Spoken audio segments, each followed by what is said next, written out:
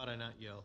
Tonight is Monday, March the 3rd, 6:30 p.m. This is the regular Planning and Zoning Commission meeting. All commissioners are present, minus Jennifer Ordno and Mr. Tom Nichols. That's items number 1 and 2, introduction of agenda and format of hearing. Good evening, Chair. Good evening, everyone else. First, we will have a call to order, followed by a staff report. Then the applicant will have a presentation. Then the public comments will be open to share in support or opposition. Please state your name and address for the record, and please be brief and to the point within a 3-minute time frame. Afterwards, the commission and staff will have a discussion, and the commission will vote to recommend approval as presented, approval with conditions, denial of the request, or to table the item. City Council's consideration of the zone changes and CUPs will be on Monday, March 24th. Looking at our consent agenda for tonight, we have an excused absence, followed by the minutes from the February 17th meeting, and a plat extension request. And on to new business for tonight. We have a replat of Associated Industrial Park, a final plat of Broadway Homes, a zone change from light industrial M1 and heavy industrial M2 to planned development.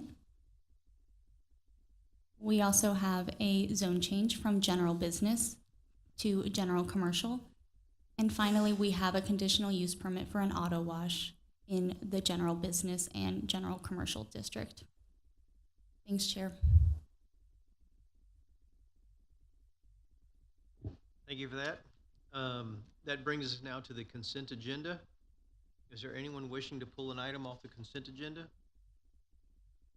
Hearing none. We need a motion and a second. Motion to approve. Second. All right, no discussion. All those in favor, please signify by raising your right hand.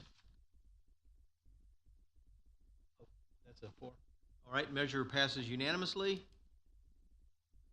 Next item, which is item Roman numeral 5, which is items removed from consent agenda. There were none, so we'll move straight into new business, which is item 6. The first item is consideration and possible action, plat 24-89. It's a replat of Associated Industrial Park. This is a request by Laura Hyder Mays of RSG Engineering, applicant on behalf of Cosa Interest Ltd. and Alvarez Interest Ltd.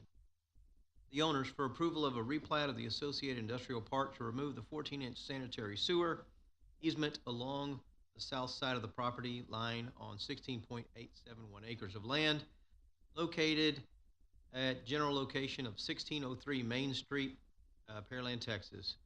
How about a motion for approval and a second? Motion to approve. Commissioner Henrik, second. All right, with that in the record, how about a staff report, please? Thank you, Chair. I'd like to introduce Patrick Bauer, our planner, to provide the staff report on this item. Thank you, Katja. Good evening, Chair, members of the Commission. As mentioned, the request before you tonight is for a replat of the Associated Industrial Park. As you mentioned, it's to remove the 14-foot sanitary sewer easement along the south side of the property line. And by removing that, they will also be adding back in through this plat a 16-foot utility easement for a portion of the south property line to serve the property to the south. And so here's a look at the subject property. It's within the light industrial M1 zoning district, and it's surrounded by a mixture of light industrial, general commercial GC, and then some single family residential R1. And here we get a look at the plat for the subject property. The lot boundaries are not changing in any way. It's mainly this south portion of the subject property. Originally, you can barely see it, but there was a dashed line that ran along essentially the whole south property line that was a 14-foot sanitary sewer easement. And now with the plat, through platting, they need to remove that. And so removing it through the replat, and now they're adding back a 16-foot utility easement for a portion essentially for the utilities for the property to the south. And so, based on the approval criteria for a plat, staff recommends approval of the replat as presented. And that concludes staff's report. Thank you, sir. Question for legal. Are we supposed to continue with the script on a plat? If you're asking about the public hearing, no, sir, it's not a residential replat, so you don't have to call for a public hearing. If somebody has submitted a comment card to speak, you have to give them the opportunity to speak on that, though. So I don't, May as well go through the process. If No need- if you don't have any comments, you can move. All right.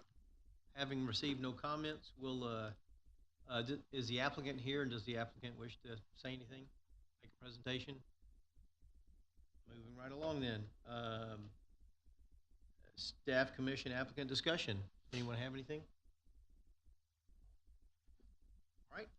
We have a motion and a second on the table, so all those in favor, please signify by raising your right hand. Measure passes unanimous 5-0. We'll move on to item number 2 under new business, which is consideration of possible action, plat number 24-97. This is the final plat of Broadway Homes. A request by Patrick Lane, LJA engineer, the applicant, on behalf of Ashton Oak Homes, Broadway LLC, and Broadway Center LLC, the owners, for approval of the final plat of Broadway Homes, creating 155 residential lots, 3 non-residential lots, and 4 reserves on 25.762 acres located the northeast corner of 521 and Broadway Street, and that is also the general location as well. How about a motion for approval and a second? Motion to approve. Second. Thank you, Chair. Patrick, the floor is yours. So as mentioned, this is a request for the final plat of Broadway Homes, which, as mentioned, is a mixture of residential and commercial, with residential making up most of the plat, with the commercial being more along, and you can kind of see it in the aerial here along Broadway.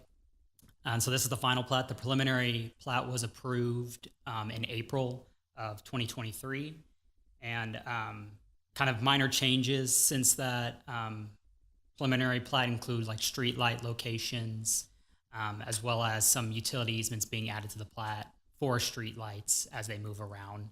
And as you can see on this image, the property is within the Shadow Creek Ranch plan unit development as well. So here's kind of the residential portion of the Broadway Homes, and it's to be a townhouse style development. Along here, it's kind of broken up a little bit. You kind of get a top of the commercial portion here, but the rest of it shows the commercial portion here with Broadway being on the south side. And so staff found that the final plat conforms to the preliminary plat that was approved, and also the SIA has been executed for any infrastructure. So therefore, staff recommends approval of the final plat as presented. And that concludes staff's report. Thank you, sir. Is the applicant here, and does the applicant wish to make a presentation? Seeing no movement. Persons wishing to speak for or against, there are no green cards. Seeing no movement, we'll move forward then. Staff comment, commissioners, applicant discussion. All right. We do have a motion and a second on the table. All those in favor, please signify again by raising your right hand. Measure passes 5-0. And we'll move to item 3 then. Item 3 is consideration and possible action zone change application, zone change 24-28. And this is a request by Paige McKee, applicant, on behalf of Dixie Farm Property LLC owner for approval of zone change for 15.91 acres of land from light industrial, or M1, and heavy industrial, M2, district to a planned development, ED, district for a proposed RV trailer and boat storage facility, and the general location being the northeast of the intersection of Dixie Farm Road and Main Street. But I believe it's on the south side of Dixie Farm Road. Correct? Yes. All right. How about a motion for approval and a second, please? Motion to approve. Second. Staff report. Thank you, Chair. Patrick, the floor is yours. Mic was off. I still had it on. They just kind of roll together, so I thought it was still on. As mentioned, the request before you is for a zone change from the light industrial and heavy industrial districts to the planned development district, and the applicant's intent is to develop the site with a self-storage facility for boats, recreational vehicles, trailers, and other large items of value. The facility is to consist of 131 covered spaces for storage and 246 fully enclosed storage units. And the proposed base zoning for the PD is the heavy industrial district. So prior to coming before the Planning and Zoning Commission for a public hearing, the request needed to go to a joint workshop of the City Council and P&Z that occurred on December 16th, 2024. And some of the general topics of discussion at that time was compliance with the comprehensive plan, building design, the surrounding uses and compatibility with that, and the requested deviations.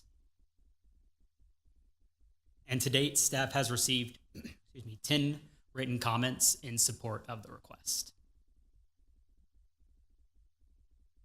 And so here we get a look kind of at the split zoning. You see the subject property has that, the darker purple is that M2, lighter purple is the M1. And then we see a mixture of M1 and M2 surrounding the property, with M1 to the northwest and M2 to the south and southwest.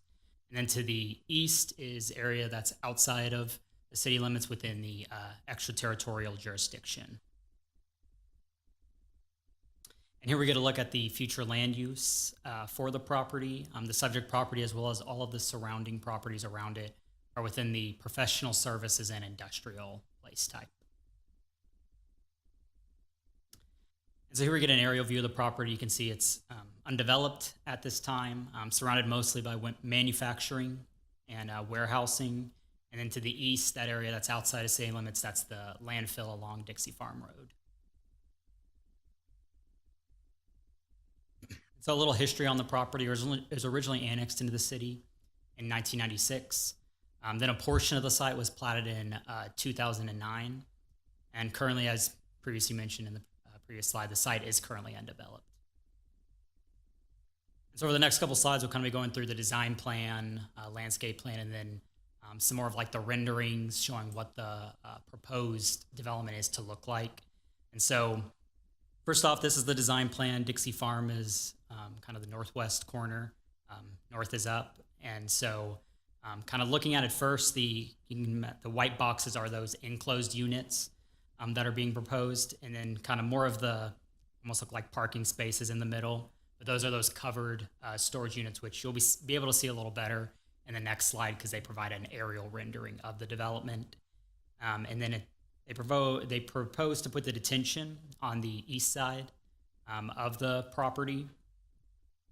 And then in terms of access to the property, access will be off of Dixie Farm Road, kind of where my cursor is how you'll come in. And the gate is located right here off Dixie Farm Road. So they're actually going through the adjacent property to get into the development. They'll have some interior to the fencing, temporary parking spaces. And then additionally, it should be noted that kind of along the frontage here, you'll notice these dashed lines. There's some pipeline easements running right through this area. And they are proposing to put fencing, not within the easement, but just outside of it along the Dixie Farm Road frontage, which will also have a rendering of what they're proposing for the fencing. So here you get a little bit of a better view of kind of the aerial imagery. Dixie Farm's on the bottom of your screen. And so this is kind of, like I said, would be say looking east if you were standing right over maybe Main Street. And so you can see kind of the self-storage units along Dixie Farm as well as kind of around the development, as well as those covered storage areas. You got that detention at the east side of the property with the fencing additionally kind of right up against those units on the front. And it also should be noted, here's that pipeline, but it should be noted that we're going to get into the landscape plan on the next slide, and this existing vegetation, which you see here, will be a part of that landscape plan, and it'll also be shown with some of their street view renderings. So here we get a look at what's being proposed for the existing landscaping to be maintained and the proposed landscaping. So kind of just starting out that lime green area at the top. That's that existing vegetation that they're looking to preserve and maintain to provide along Dixie Farm, which is a corridor overlay district. We're also proposing to preserve kind of landscaping. It's kind of this just green color that is around the borders of the property.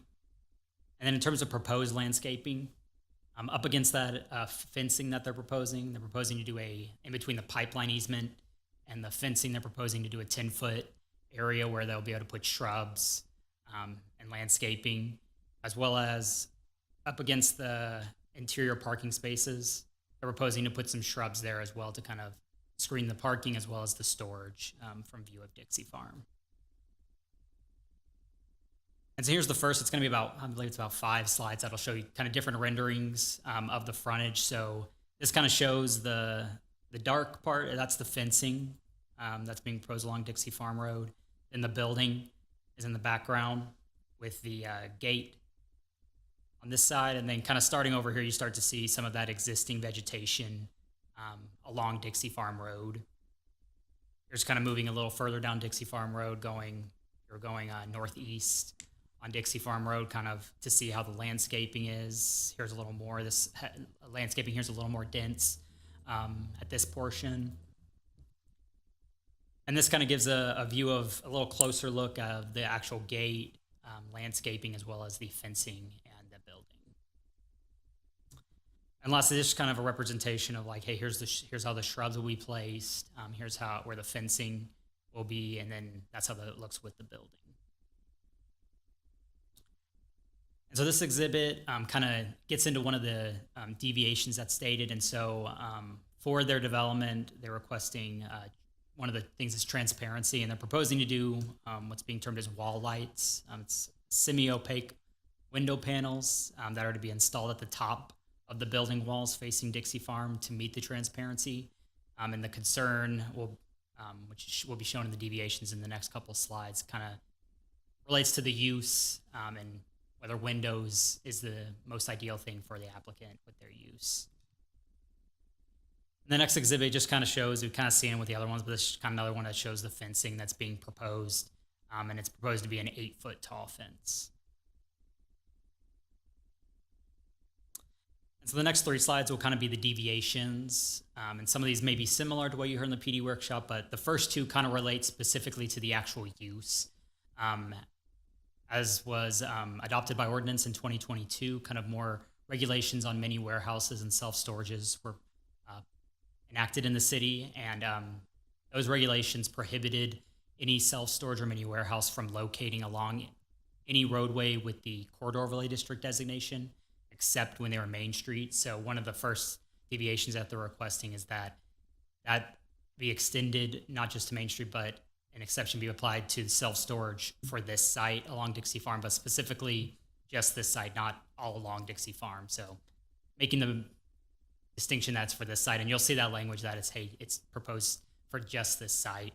And moving to the next deviation, this is specifically focusing on the climate-controlled condition that was added to the regulations, and so they're asking that the use may be climate control with the exception to any accessory outdoor storage or covered storage and or enclosed storage for items such as boats, RVs, trailers, and other large vehicles as it applies to the site.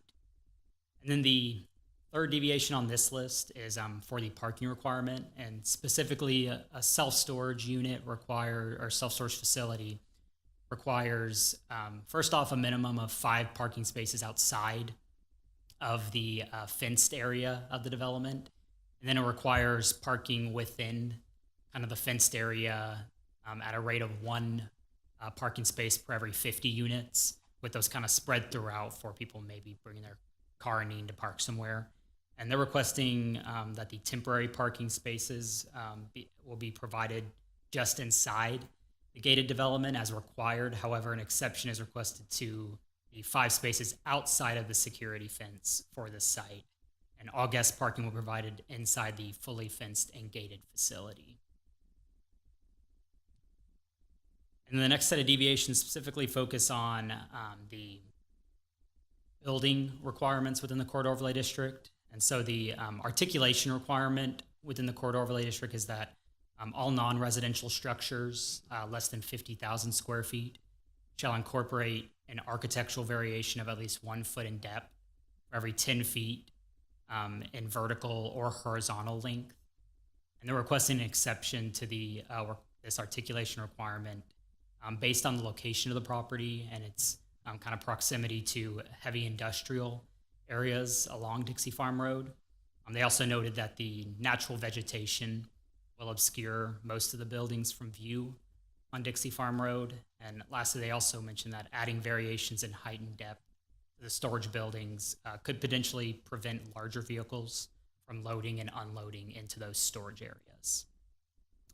And the next one is that there's a transparency requirement in M1 and M2 actually have a little bit of a lesser transparency than kind of more of your commercial areas in the corridor overlay district.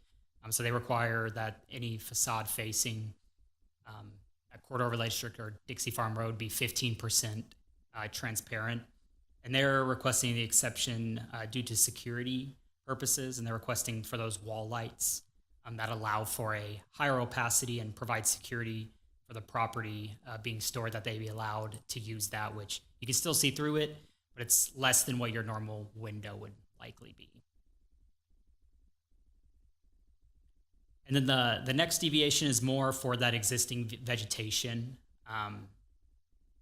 The code says that a minimum of 60% of the required street trees shall be evergreen with year-round foliage, and they're requesting that the existing vegetation be allowed to cover kind of the requirement for street trees and ornamental trees and shrubs along Dixie Farm for the purpose of they have a mature kind of tree canopy right now there, so they're requesting that that be allowed to be maintained.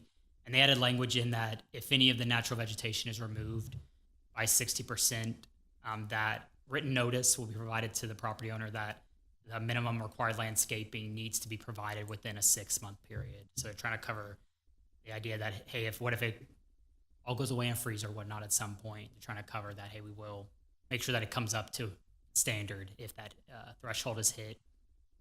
And then kind of the last one is for the screening wall. They're requesting that the wall be allowed with that Simtech Eco Stone, which essentially has a masonry look.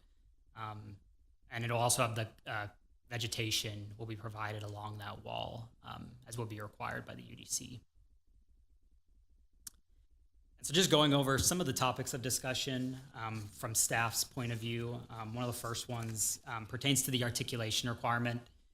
And so the reason we have articulation within the corridor overlay district is to ensure that buildings along corridor overlay districts, which are major roadways, that essentially that they're not a flat facade or with no features, that they kind of create variety and create kind of an interesting facade. And this could be met by a number of ways, whether that be pushing the building forward or pulling it back in different ways with the facade, or adding features to the actual facade. So keeping it maybe that flat, but then adding awnings, canopies, roof overhangs. There's different options for providing that articulation. And it should be noted that any other property within the corridor overlay district, if they were to develop along Dixie Farm and an M1 property, that they would be required to meet that articulation requirement as well. Therefore, staff is not in favor of fully waiving the articulation requirement. And then the second topic of discussion is the exterior parking discussed. As mentioned, they're proposing to do parking spaces within the development. And as mentioned, the requirement is that typically you have 5 spaces outside of the development, and that parking is typically there either for people waiting to get in, or waiting for a purpose, or or they needed to visit the office. And the applicant noted that parking outside the fencing is not needed for this development, as they won't have an office, and how people actually do all their paperwork and everything is online. And so essentially they do everything online, and then they'll get a code that'll allow them to enter And they also noted that if someone gets, let's say someone gets caught at the gate and they needed to do anything, they can be given a temporary access code to essentially come in and go to those temporary parking spaces before going to their actual storage unit. And kind of some of staff's concerns is with the gate being right on the property line and not having any stacking into the property, like what if multiple users arrive or the gate has an error and then stacking starts to come out into the adjacent property, which is a manufacturing facility that may have trucks coming and going. And so stacking should occur in the property, and the gate should, staff suggests that the gate should be relocated to allow at least one stacking space within the property. And lastly, in terms of the existing and proposed landscaping on the site, while the applicant points out that they'll be preserving certain areas and adding landscaping in certain areas, specific details on preservation maybe of existing areas and like types of landscaping or planting requirements are missing from the PD. And so further detail on existing and proposed landscaping is needed, specifically for ease in regulating. At the time of permitting, it's typically a little easier to regulate what is to be maintained or what is to be proposed whenever you have specific requirements on how tall plantings are to be or what is to be preserved.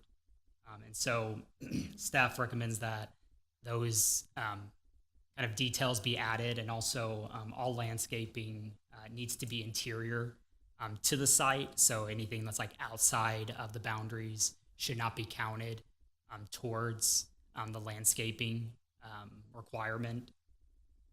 It should be noted that these topics of discussion will play a part into staff's recommendation in the following slides. And so looking at the criteria for establishing a plan development district, staff found that the request met criterion 5, and that states that the land serves as a transition between different and seemingly incompatible land uses. So with you have the landfill to the east and Dixie Farm to the west, which is one of our major corridors. This property essentially serves as a buffer or transition zone between the two. And so looking at some of the review criteria, staff found that the proposed self-storage facility is not consistent with the professional services and industrial place type.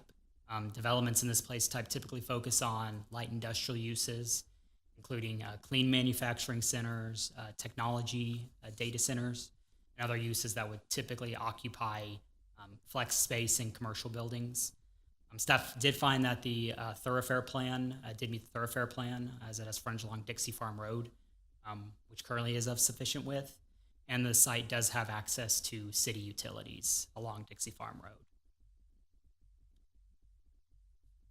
So therefore, staff found that the request met 5 of the 7 criteria for approval of a plan development district. And as mentioned, criterion 2 specifically relates to the comprehensive plan, which the proposed self-storage facility is not consistent with the place type of the property. And then in terms of criterion 3, criteria 3 focuses on whether the proposed PD district will result in a superior development than could not be achieved through conventional zoning classifications. And due to the new regulations enacted on many warehouse and self-storages, essentially it's created a situation where you can only have this type of use on this roadway if you have a PD, because it'd be prohibited from having direct frontage. You could have this if it was set back, but it can't have direct frontage on that roadway if it wasn't through the PD. And so while it meets that intent, that it couldn't be accomplished unless through the PD, staff found that it does not meet the intent of creating totally a superior development. While they're proposing to keep existing landscaping and proposing new landscaping to add to the property, they're also looking to waive regulations on articulation and looking to deviate from some of the parking requirements. Staff found that it didn't fully meet that criterion. And so I'll say while the proposed use is not consistent with the future land use plan, staff finds that the proposed use is consistent with the surrounding uses around it and provides a buffer between Dixie Farm Road and the landfill to the east. And so therefore, staff recommends approval of the proposed zone change request with the following conditions related to the development and the proposed deviations.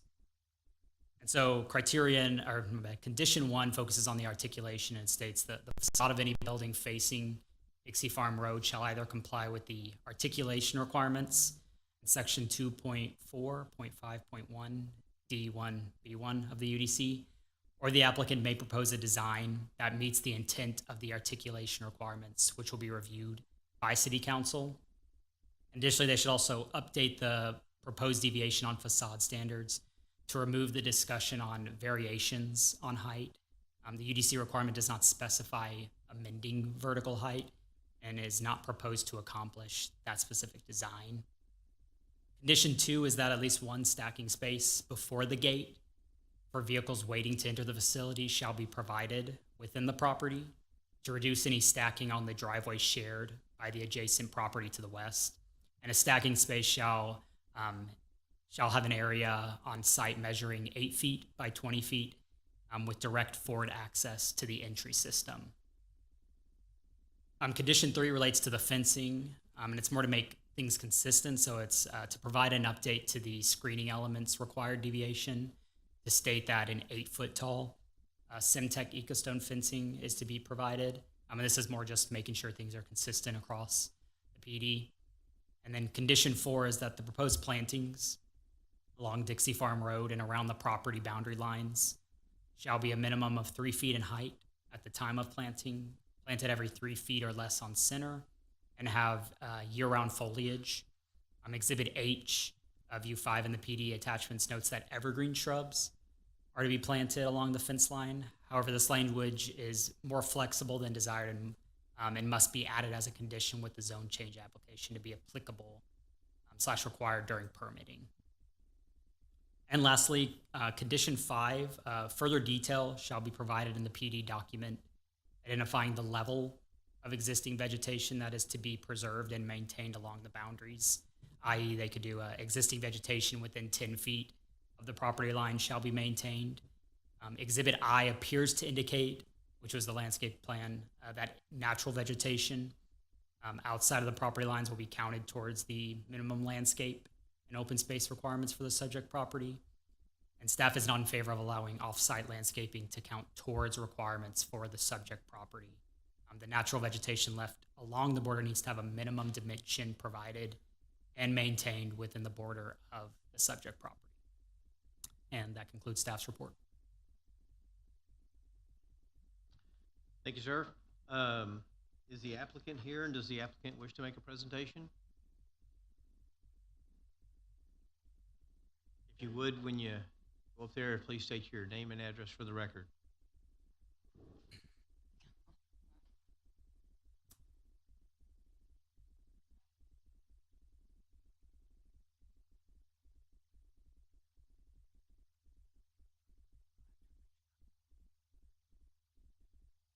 Paige McKee. This is my husband, Jay McKee. We are longtime residents of Fairland. We live at 3912 Livingston Lake Court in Town Lake Estates. We've been here for many years. I've been here since 1991 when my parents brought us here. And Jay lived down the street in Alvin. He's been here since the early 2000s. We've raised our children here. They've all gone to school here. Now our grandchildren go to school here. So we're pretty rooted in the community. And in August of 2022, we purchased the 15.91 acres here. This evening, we also have Amity Jeffers. She's with our engineering firm. And our architect, unfortunately, he lost his son 2 weeks ago. And since then, we haven't been able to. And that's one of the reasons our slide for the variations in those, shrubs and things have not been able to be updated because of that issue. And so we're working on that. But we've spent a lot of time working back and forth with Katja and Patrick and Martin to get everything as close to what they've wanted as possible. And so, purchasing this and building this, higher-end boat and RV storage next to the dump was really where we were looking to do this. So I'm going to let him take over at this point. Oh, first of all, thank you, everyone, for us, allowing us to be here tonight and going through all this process. This is actually our first big development, I guess. We've invested in a few things, but never we decided to go build something like this. So we're not polished. We're not a big conglomerate. So bear with us. We're literally your neighbors. So I guess I really kind of want to start out. I'm going to turn it over and let you just ask me some questions. But a couple of things that I want to address. So one thing in particular, if we pull up the slide of, or you probably have that, of the entrance, it can, right there, go back. Hold on, I'm going to go to that one. Right there, okay. So that's kind of like your mirror objects in this mirror seem, may appear closer than they really are.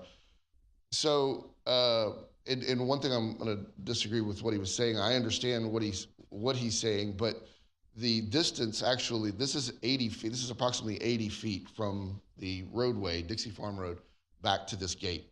I know it's very deceiving looking at a two-dimensional flat picture here. We are, I believe, are we 35 feet on the backside of that pipeline? I believe that is okay. So we have 60 feet total, and I believe we are, so that wall sits 35 feet from the pipeline easement of Enterprise that runs east-west. So one of the comments was, well, this driveway, should someone pull up here and it be an issue of another vehicle or something of that nature, that stretch is actually a lot farther than it looks. And so this front portion, when we were talking about the vegetation, so if you look at this front portion here, if she'll flip over to that little section there. This right here, well, this is a good shot. So this section of land, even if I wanted to go make that look pretty, I couldn't, because I don't own it. That land is owned by the city of Pearland. So in actuality, my property doesn't actually border Dixie Farm Road. I'm behind another property owner. But the nice thing about this is that it gives us a nice vegetation and a nice screening and a nice natural wall. So that's the reason why we felt no need to say, hey, let's take it down. Let's leave it the way it is. It's natural vegetation that's been there for as long as it's been there, and it hasn't bothered anybody thus far. I think those are really the only two kind of points I wanted to make. There you go. So you get a good aerial of that.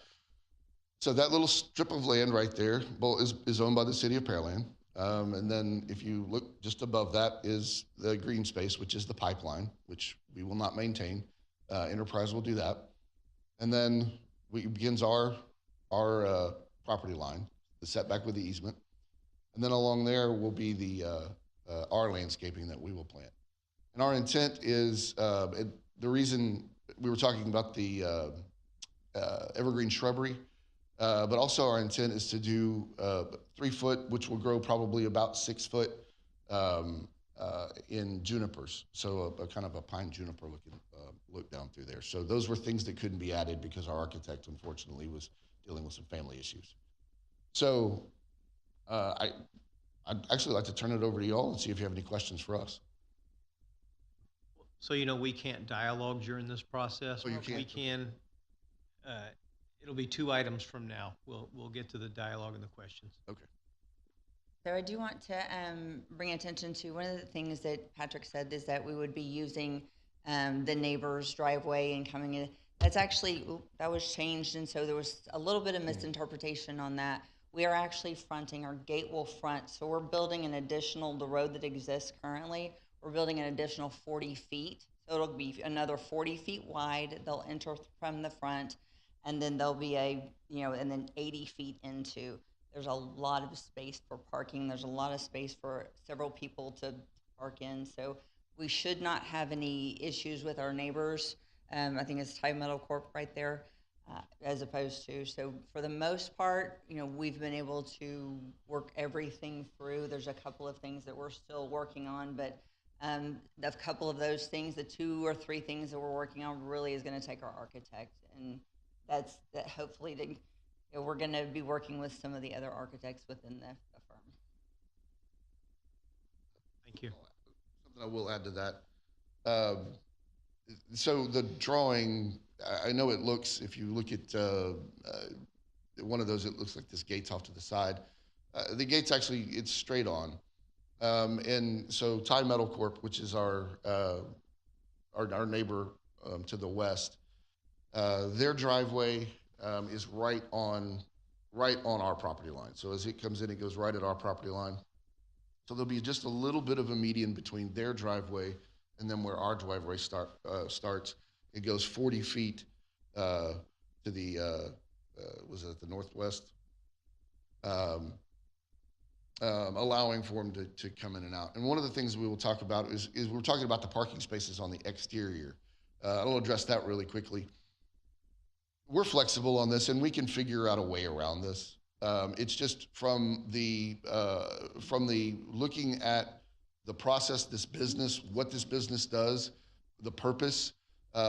This is not those that have access to this facility, inside this facility, it's restricted access. They are customers of this facility, and they're storing their property in there. Part of our agreement to them is that we will do everything the best of our ability to keep your property safe when you're not here, with cameras, with lighting, with restricted access being the biggest thing. So there's usually when someone, especially with a big rig, I could understand if we were talking about storing more mini storage where you had household goods and things of that nature. Maybe you're moving your brother-in-law and you needed to park 2 cars in the front and bring 1 car in. In this case, it's usually it's a tow rig. So that tow rig is going in, and it's either hooking on to what it's gonna tow and then going out with it. So very rarely would there be a time that would be to be parking on the exterior of the secured area.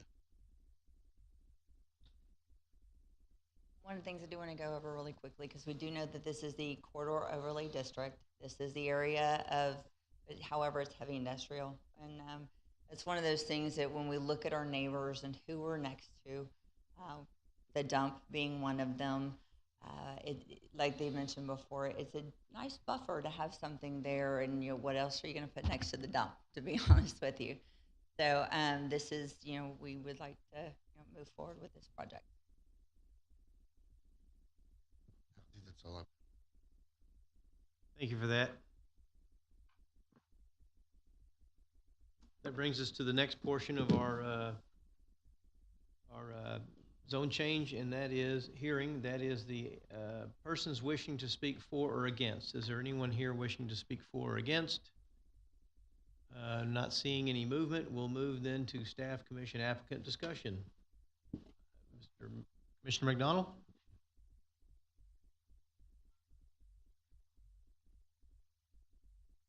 Is the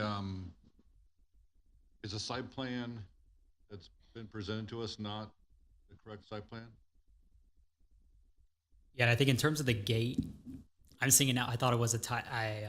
If my thing's back up, I thought the gate was always on the side, right here, and I just noticed. And Are there rendering? Okay, so there is a gate right here. okay. It looks like, and if that's correct, I'm not the applicant. Right before, so you'd be sitting in the pipeline while you're waiting to get into the. Because it says gate on the south. It shows 2 gates. So yeah, so I'm just confused.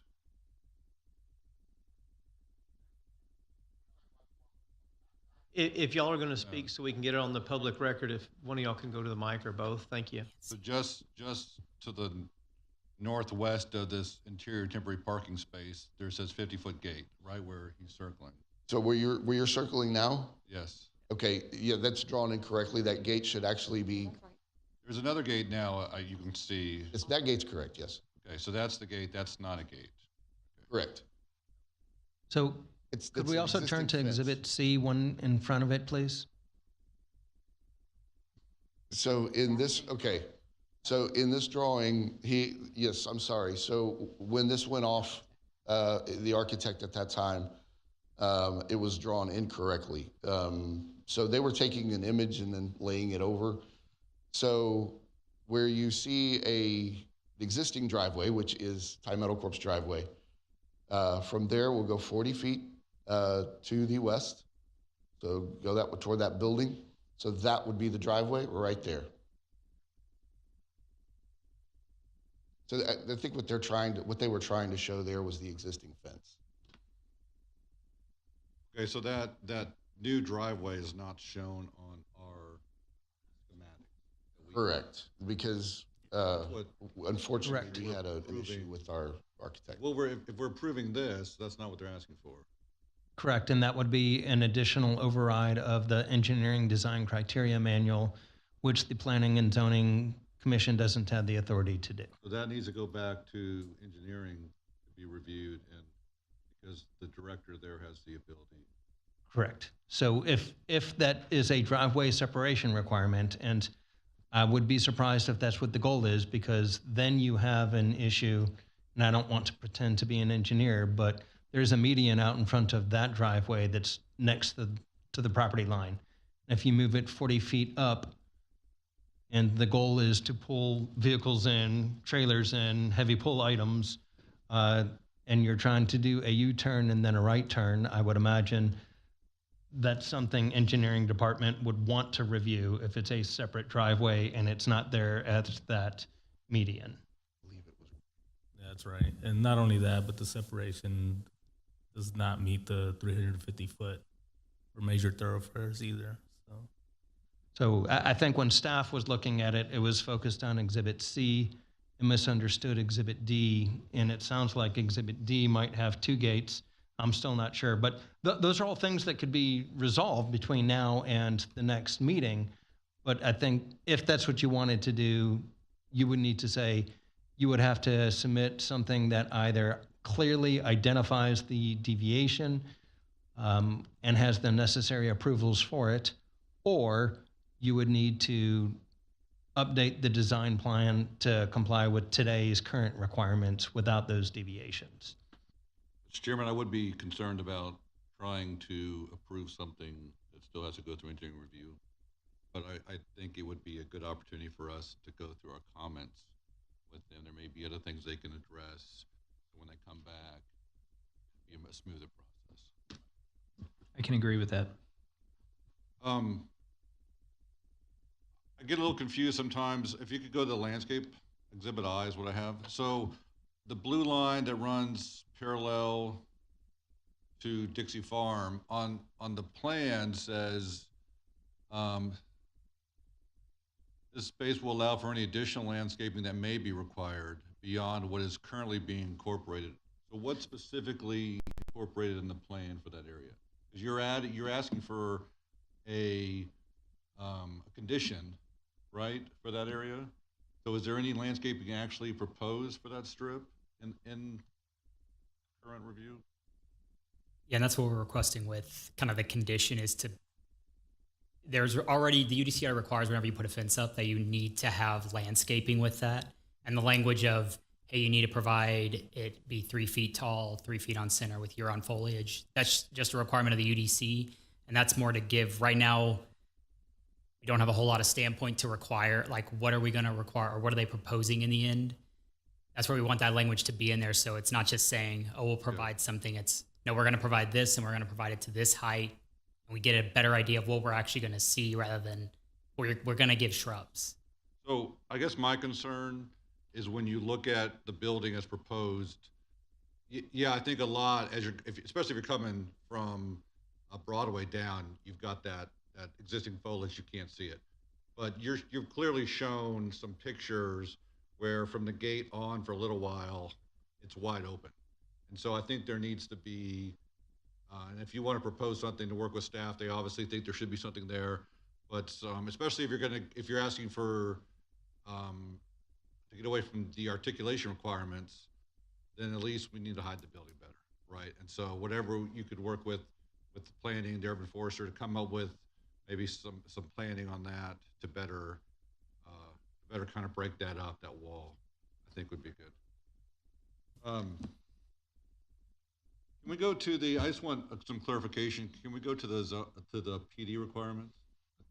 D8? Deviations. No, Okay. the standards. Yeah, here, that's it. This one? This one here. No, go, there's another one. Let's see, this is it. Okay.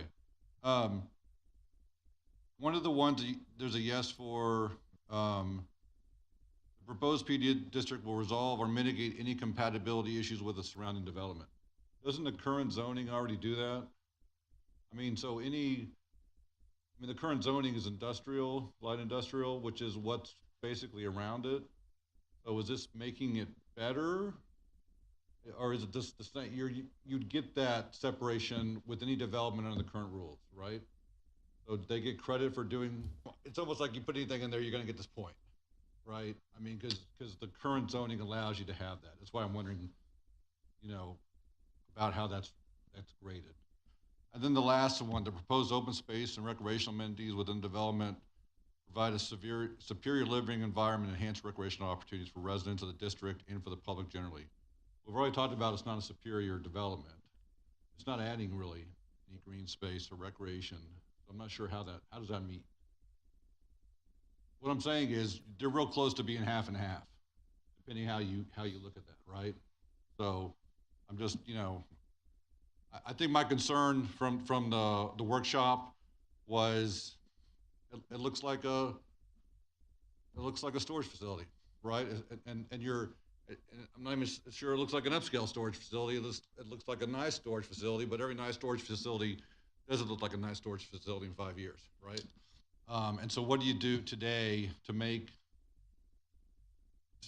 to put lipstick on that pig, right? And so that's where there's so many variances to the design, the landscaping, the articulation, the materials, that it almost defeats the purpose of having zoning. And so I would again look at those requirements, work with staff on what their conditions are, and solidify those so that when it comes back, we're not, it's all tied together nicely. Thank you. Mr. McDonald, can I add something to that? I don't know, can I? Or no, I was just going to make one real quick little comment. Please do. As you said, a storage facility. And one of the things I kind of picked up on is you were saying, recreational value or usefulness or something. And so something I just wanted to kind of reiterate with this is that our community here is growing exponentially. I mean, just leaps and bounds. There's homeowners associations all over. And unfortunately, those homeowners associations are doing what they're supposed to do to regulate the homeowners there, so that they're pretty unpleasant. There's got to be places for individuals to park their large units and things of that nature. So we are doing our best to make this as pretty as possible. But I definitely think that this is a very useful, needful thing, given the growth of Pearland itself and where you're gonna store these facilities or this equipment in safe, secure areas. And I appreciate that. I would just say that you can go a mile south on 35 and do whatever you want, right? Because you're in the county, you're not in the city anymore. In the city, the whole idea of having these regulations and having a unified development code, of having a comprehensive plan, is to set a higher standard for the community. And I appreciate what you're trying to do. I'm not, and I'm just one vote, usually on the losing side. And that is the reason why this facility looks like what this facility looks like, as opposed to the one on Bailey, which is in the overlay district. Okay, for one thing, I think that it's a very challenging piece of property, and the main reason that it's very challenging is because of that dump. I mean, there's not going to be anybody that really wants to put a business in there that they're going to have people there all the time, because at times they get a smell in there, and people, it's unpleasant. You know, I understand my fellow commissioner, you know, his statement about eventually it'll look like every other facility that gets age on it and stuff. Well, we've got some places over there now that look pretty rough. You know, we've got the dump area over there where we've got people storing vehicles right out there in the middle of the field with no type of shrub or nothing to hide them. It's just sitting out there, and you drive by on Dixie Farm Road and we see it. I don't know what can be done about that, but at least we're trying to hide this. How far off of the pipeline are y'all with the shrubs and stuff? We're at our easement, which I believe is, so the total easement is 60 feet. So I believe we are from dead center, I believe we're approximately 35 feet from the center of the pipeline to where our property line starts. So that would be 35 feet. Yeah, because the only thing that I'm concerned about is in the enterprise would be concerned about is planting any type of thing that's gonna have long roots or anything like that that's going to get over to their pipeline and cause them an issue. I like the idea of having the stone wall there. I think, you know, the only way to mask it completely is to go higher than the building. That's not going to happen. You know, but I applaud y'all for doing this, but I do think it's and because of issues that y'all have had with your architect, which totally are understandable and stuff, I think this is prematurely brought to us. I think there's still some things to work out with staff before we make a vote, so it makes it easier on y'all, because I'm all for this. I can tell you right now. I mean, I was at the workshop. I thought that being able to do something with that piece of property, especially right there by the dump, it's going to stay vacant if not, because there's very few people are going to come in there and build in there, especially with the things that are around them. I mean, we've got eyesores all over, all up and down there from Pearland Parkway going all the way down to Maine. There's eyesores everywhere. So, you know, I think that what y'all are trying to do, I think is I think it's a good thing. So, but I do agree with my fellow commissioners. I think this was prematurely brought up to us, and like I said, it's not really y'all's fault so much. It's just circumstances. And I know y'all probably don't want to hear that y'all gonna have to come back again. But I promise you, if it comes back, it'll be a lot quicker once y'all have had a chance to work out with staff.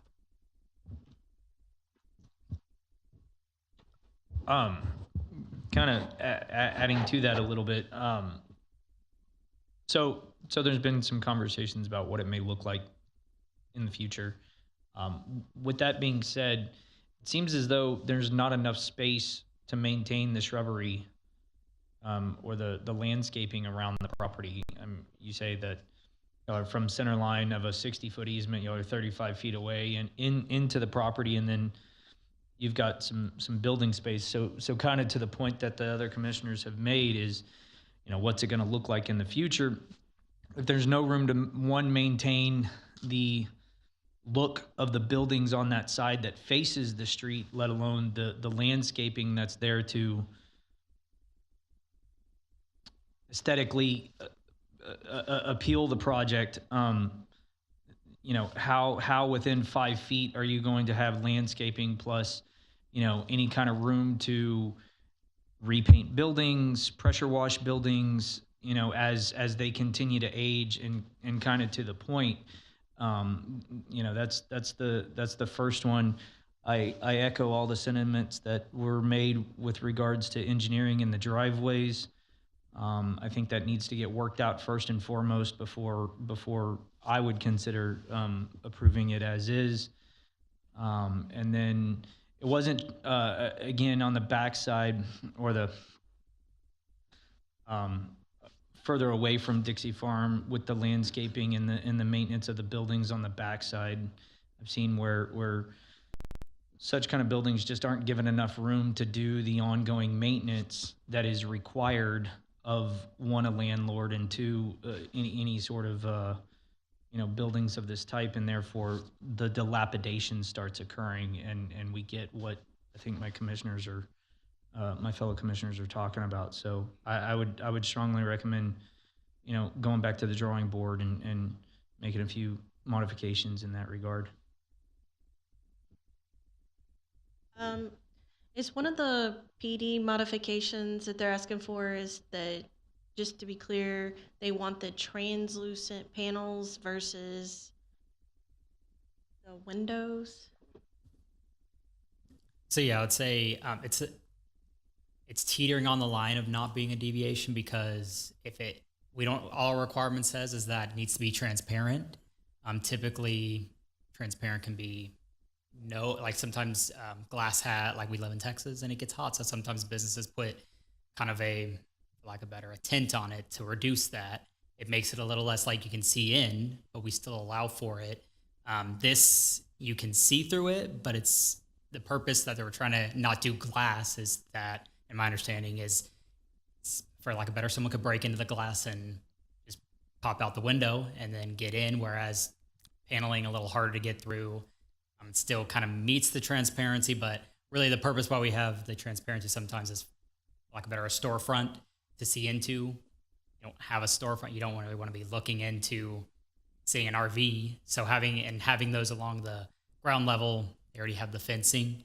So it's trying to be a little creative in how you meet that transparency requirement, or how you change up the building so that it's not just all the one facade or one material.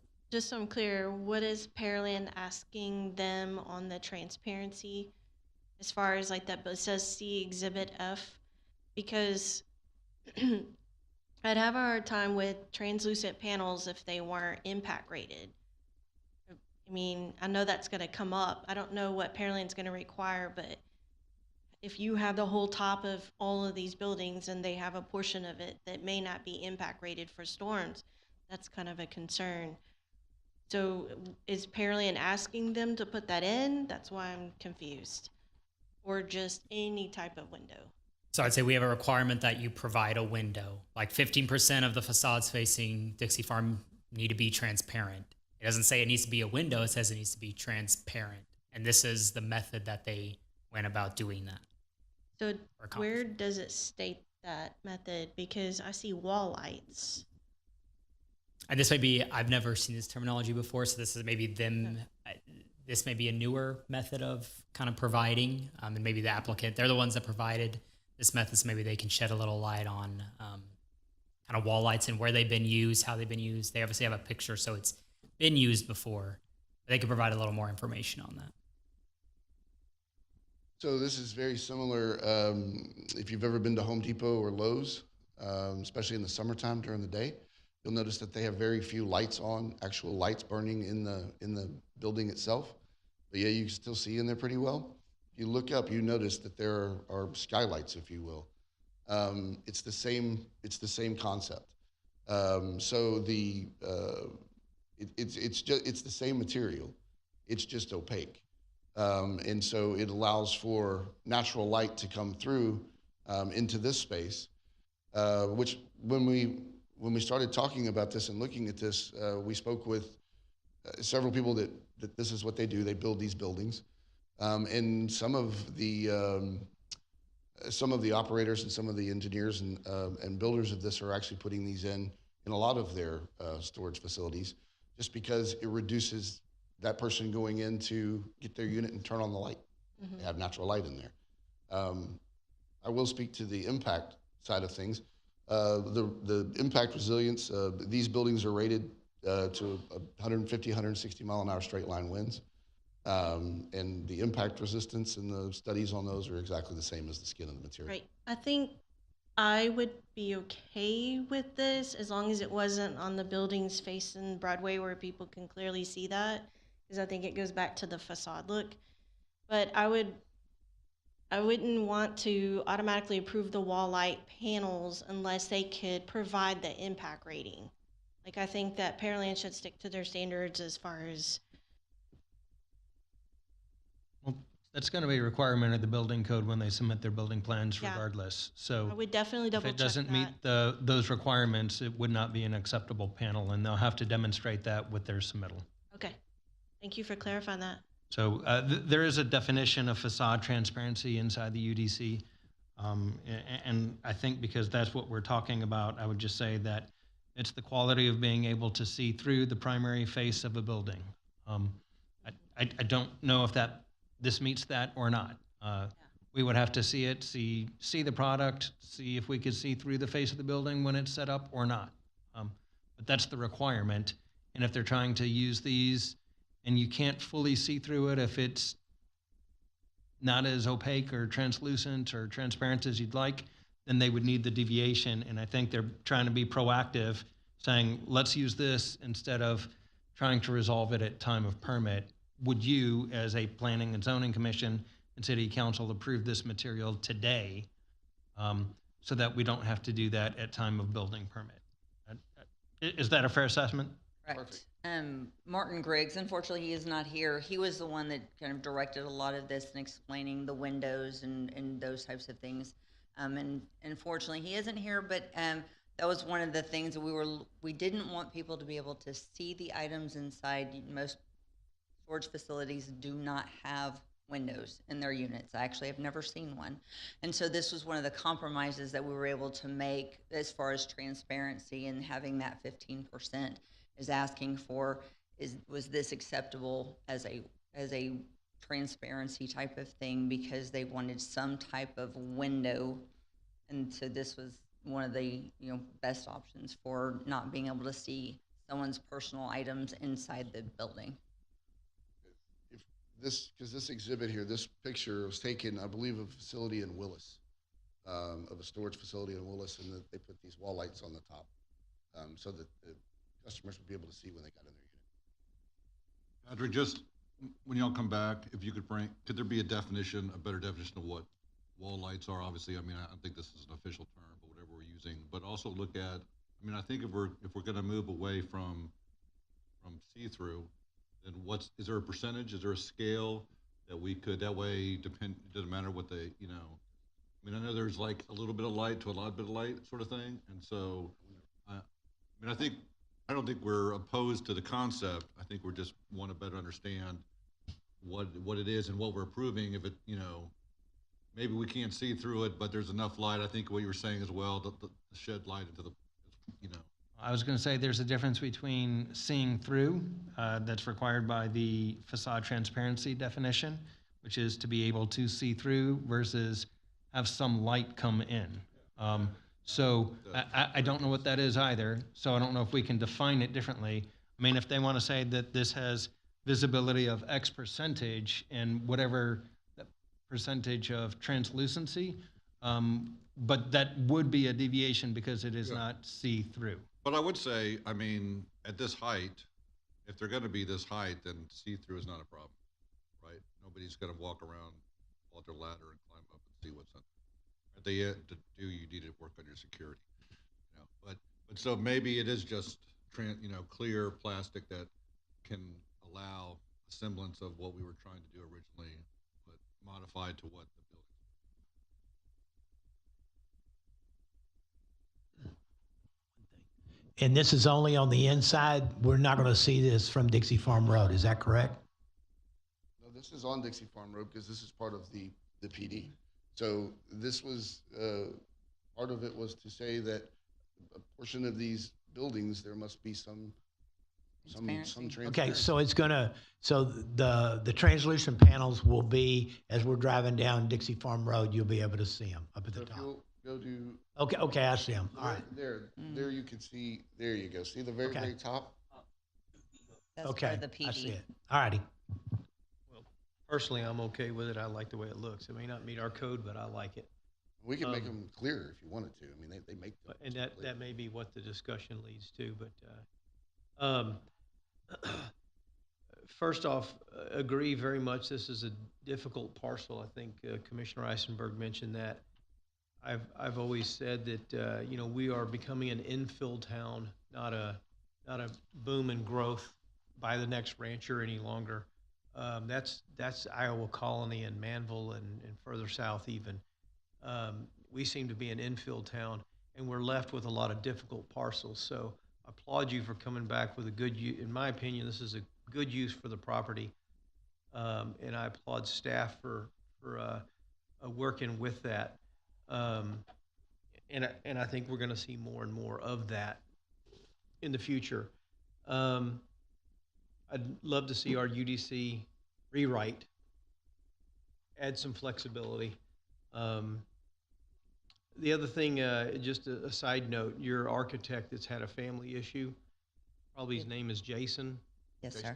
That's a tragedy. Yes. Sorry for that. Yes, sir.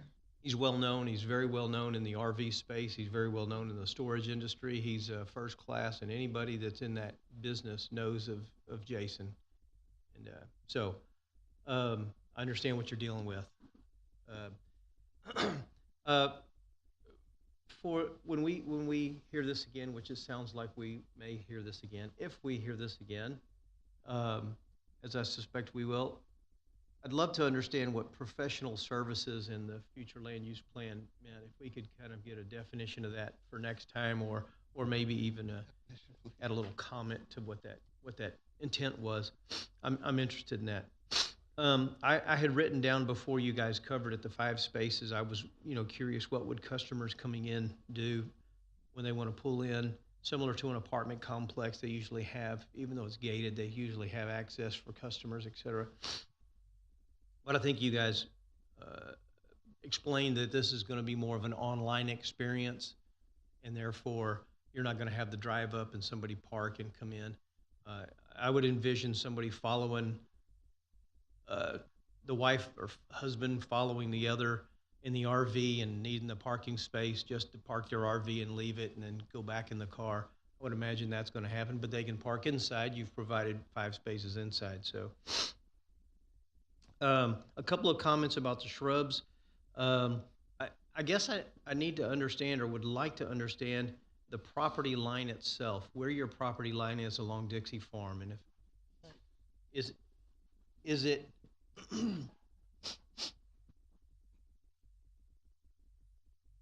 please go ahead. So I'm glad you brought this up, because I wanted to go back to the other gentleman's concern. So the property line is, if you're looking at this overhead, we can see the kind of the triangular shape of tree line there. Growth. So our property line that's basically our property line right there. Closer to Dixie Farm or at the back side of that? Other side of Dixie Farm. So that little strip of land right there that runs right there is not ours. This is their line. We do not own that strip of land right there. Can you pull up easement is in- this computer again? I actually have the CAD for that. Is this, I'm not sure. I think the site plan. Perfect, shows- okay. Here we go. There you go. This is it. So there's actually a sliver of land at the front, and then we have land behind that. Then you have the pipeline, then we have more land.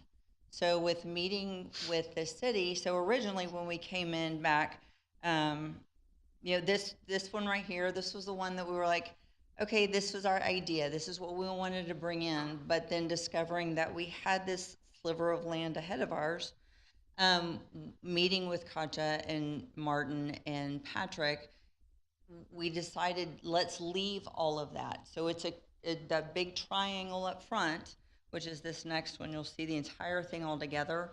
That is the entire thing. So you have a small portion up front that is the city, and then the rest of that is ours. It's a big triangle. Then you have the pipeline, and then you have more. So all of that front, we decided with them to leave that as natural growth. During the summer, it's very pretty.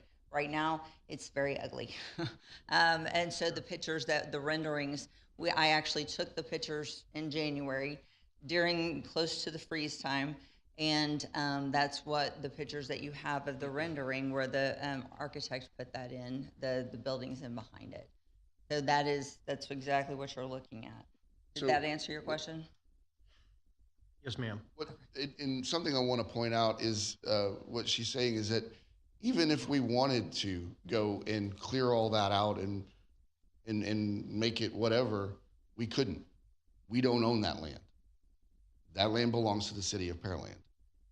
So, and then the land on the other side of it, which is still our property, however, it is that is our property, but it's the pipeline. And so that area, that's no man's land. That is Enterprise's responsibility to maintain. Understood.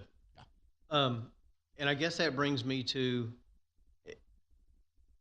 if you all were to agree to leave all that growth, natural growth, I guess I'm not understanding why we need to put 3-foot shrubs along the fence line the entire way if, and maybe this is two separate issues, but in my head they're one. If I'm driving down Dixie Farm and I can't even see the building, I don't care if there's 3-foot whatever's behind there that I'm not ever going to see or nobody's going to appreciate. So if I could address some of that, and Please. I just mean it from the legal context, there may be planning elements that may need to be addressed as well. If you talk about the city property, that is part of the right-of-way property, and that is also part of the easements. At some point in time, the city will need to come by and install things in those easements. It's not there today. It will be there. When that happens, those shrubs that are being tried to use for street trees or landscaping, whatever, would be gone. So that's a portion of it. The pipeline and its easement may have the authority or ability to clear cut as well, which means that the things on the Dixie Farm side of the pipeline that's there may be gone. The things that are on the right-of-way may be gone, and the only thing that you would see would be the fence. See, But I think that's I don't know if that's entirely accurate from a planning standpoint, but that's what I'm looking at from. right. But I think the site plan shows that they also, adjacent to the city property, they have property between the city's property and the easement. Correct. Okay. If And that's I don't know if what they have meets the city's requirements for landscaping That's to what I was satisfy it. getting Are at, those right. the right trees? Are those the right shrubbery? Clearly, they are living there now in their natural state, but is it tallows? I don't know. Would we accept it if it was tallows? Clearly, it's obstructing the view today, but if it's not meeting those requirements for whatever those requirements are, that would, I think, is what the planning comments are meant to address. Got it. If you want to add, great. If not, I'll move on. Wasn't a whole lot from what Lawrence Got it. said, but I mean, the fencing typically, even if you provide fencing, it requires shrubs to be next to that fencing. Okay. That's just a requirement whenever you use it for screening, which is kind of the purpose of what they're doing. So that's That's what I typically a was- requirement with fencing when you're providing it. Okay. And it doesn't have to be 3 feet. Well, The 3 feet in front of the fence, the 3 feet in front of the wall could be, the wall's not installed. no, it's 3 feet shrubs. Oh, 3 feet tall. Yes, I think I've also heard somebody make comments about the close proximity. I apologize if that wasn't your comment. So, like the so- wall could be moved and there could be plenty of room for whatever landscaping. Sure. You could set it back further and you could have plenty of space, right. The 3-foot shrubs, is that a UDC requirement? Yeah, that comes from the screening section. Essentially, it's saying, hey, 3 feet up planting, it can grow up to, they kind of mentioned it, depending on the plant you choose for the shrub, it'll grow up to a certain height. And then the 3 foot on centers is focusing on, okay, you're going to have this large of a tree. You want to make sure they're not battling against each other or they're too far apart. You want to make sure you make a continuous shrub row. And then the 10 feet is more than what we would normally need for a shrub. Usually the minimum is 6. 10 feet kind of gives you that.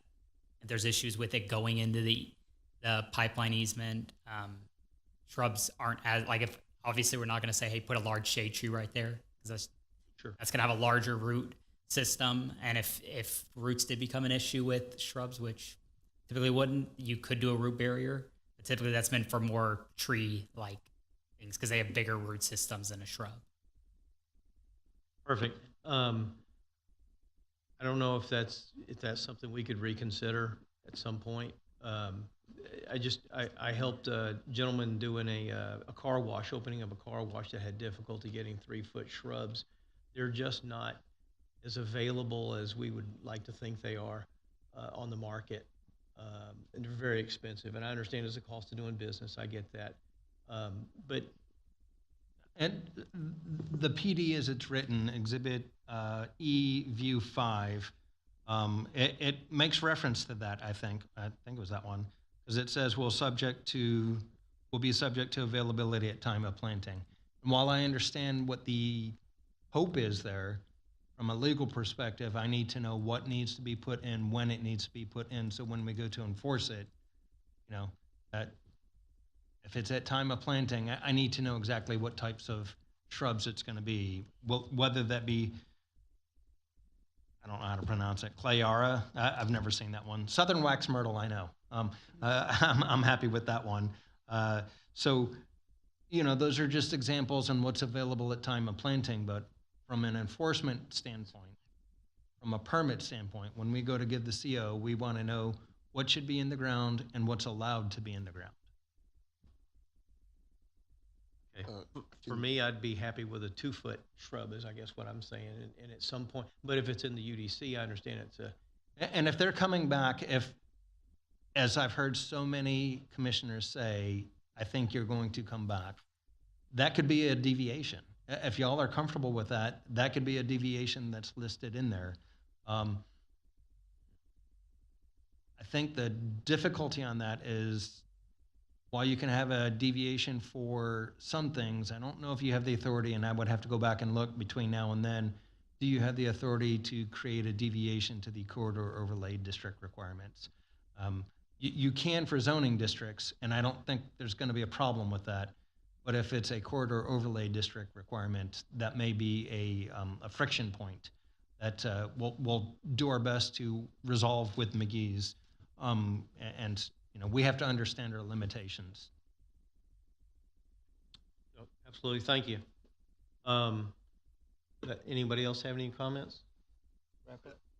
I just want to reiterate, plan developments are special, right? I mean, part of the purpose is to result in a higher quality development for the community than would result from the use of conventional zoning districts, right? So we have to be careful for all the deviations we're getting. What are we getting, right? And so if we're giving up the articulation, the look, the feel, the height of the shrubs, what are we getting? What above and beyond are we giving the city of Pearland that they couldn't have got anywhere else under a regular district where this would have been allowed? There needs to be, it's a trade, right? We're allowing you to deviate from the rules because you're going to do this higher and better to make up for it in another way. I just want to make sure we're careful about, I mean, we all want businesses to succeed here, but they still got to fit into that box of rules we have. That's all I have. I look forward to y'all coming back and us being able to hopefully approve it. So I guess we should formally, go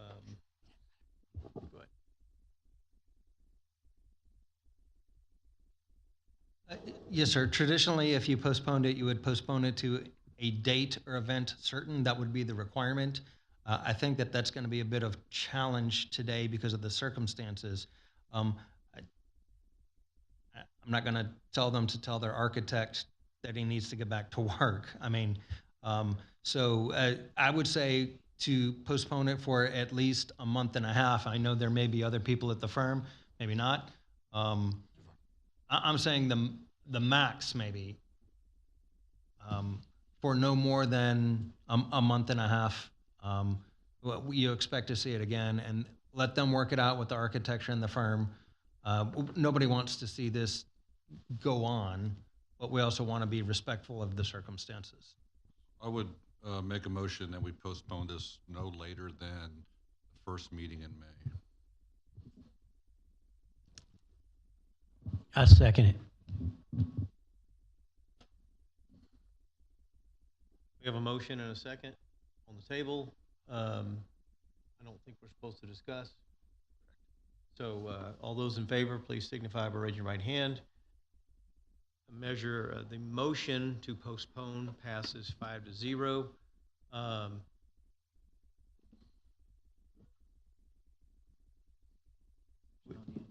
No, we don't then vote on the actual because we've Correct. postponed, not tabled. Thank you and look forward to seeing you back shortly.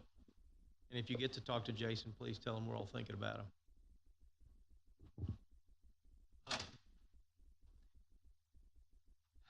And that brings us to item number 4, which under new business was consideration and possible action, zone change application, zone 2025-0001. And this is a request by Faraz Hamani, I hope I said that correctly, applicant on behalf of Mission Park Pearland LP, represented by Terry Ward, owner, for approval of a zone change for 6.6445 acres of land from general business, GB district, to general commercial, GC district, the general location being 2849 Cullen Parkway, Pearland, Texas. How about a motion and a second, please, for approval? So moved. Second. Staff, please. Thank you, Chair. Katie Peterson, our planner, too, will be providing the staff report on this item. Good evening, Commissioners. As was just presented, the summary of the request tonight is to rezone the property from general business to general commercial to allow for additional uses, specifically the office warehouse use. This request is the same as zoned 2420, which was brought before you in late 2024. It was in November of 2024. After the report was written, which indicates we had no public comment requests, we did receive one written comment against the development of this site as an office warehouse. So that should be in your packet, or I'm sent to you today. The zoning for the site, as you can see here, it is zoned general business, and it is surrounded on the north, south, and west by the same. On the east, there is one parcel of the general business with general commercial to the northeast and southeast of the property. In the future land use map, it is identified as the business park zoning district, or I'm sorry, place type, which aligns with the uses that are found generally in a little bit lighter intensity district than the general business. I included the list of those in your packet as well. You have both the general business, general commercial, and the place type for business park in your packet. The uses which surround this property are the rear side of a grocery store to the north, a storage facility to the northeast, undeveloped parcel, offices, undeveloped as we're working our way clockwise around the site here. There is a single family residence to the south, as well as undeveloped across Cullen, and then more commercial in the north west corner there where it's a notch out of it. I'd like to just point out on this where you can see the grocery store and commercial that are both labeled on the, I guess, 12 and 10 and a half on the clock there. Those both are the back of house for those developments. The history of the site, there was a residential structure that was constructed there in approximately 1970. It was annexed into the city in 1997, platted in 2020. The site is currently undeveloped with the exception of the residential structure that would need to be removed should this go forward. It is my understanding that is the intent with the application here, so that has been included in our conditions. The request was presented as Zone 2420 in November of 24, and was recommended to council with a 6-0 vote, then presented to council December 9th, where it was denied with a failed motion of 3-4. The review criteria for this, the comprehensive plan future land use map identifies this as the business park place type, which GC zoning district is not compatible with. So that one is a no for the conformity to it. It does conform with the thoroughfare plan, as this is got property both along Old Chocolate Bayou Road, which is a local street, and Cullen Parkway, which is a secondary thoroughfare with significant width. The Unified Development Code, there is the residential use that I spoke to, which would need to be abandoned, and the undeveloped site would then need to be able to meet the requirements of the GC zoning district if this zone change request was approved. So this does not fully meet it at this time, but it could meet it as soon as that use is abandoned there. The last one is the utilities. There is a water line that is available along Old Chocolate Bayou, as well as gravity sewer along Cullen Parkway, which are accessible to the site. For the review criteria, again, for the zone changes here, whether it meets the policies of the adopted comprehensive plan, we've indicated that is still a no. It's the same reason as the previous slide.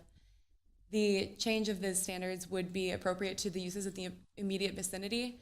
As shown on that map with the adjacent properties showing their uses, this site specifically, while it is zoned general business, does have some back of house that touches it on some larger tenant spaces.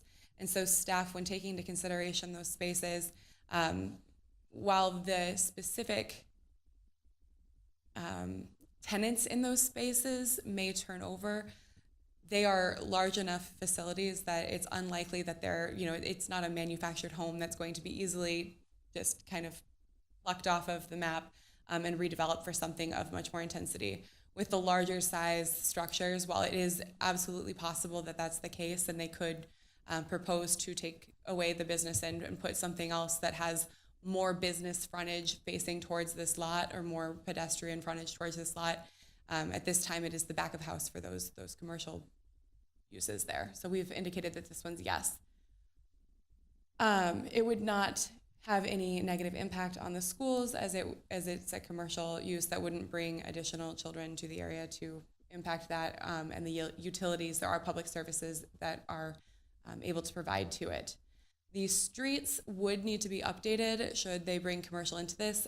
Staff does have concern with the state of Old Chocolate Bayou with its current configuration if they were to bring in a use that required a more heavy demand on the site. And then there is no negative impact to the health, public safety, morals, or general welfare of the site. So that one is also identified as yes, it conforms to that criteria. With that, the requested general commercial is not consistent with the comprehensive plan, and we do have the concerns about the traffic on Old Chocolate Bayou. However, the other infrastructure needs are met with the site. The general commercial district is compatible with the adjacent properties and not with, I put that on there twice, so not consistent with the comprehensive plan. So that was the big one that was read on the other two slides.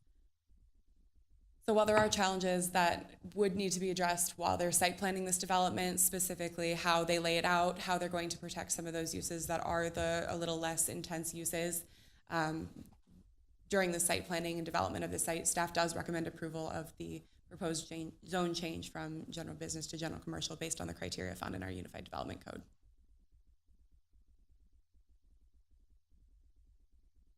And that ends staff report. Thank you very much. Good report. That brings us to the applicant presentation. Is the applicant here, and does the applicant wish to make a presentation?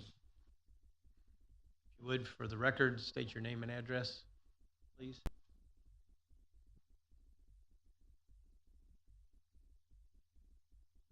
Hey everyone, my name is Faraz Hemani. Address is 3307 Indigo Lane, Missouri City, Texas. No, not too many comments. As mentioned, this is the same proposal that came across this meeting a few months ago, passed unanimously. What happened last time was we lost by 1 vote in City Council. There was some concerns in City Council about us having maybe a full ready-to-go site plan and some renderings and just basically showing Council a little bit more of what exactly we're looking to build.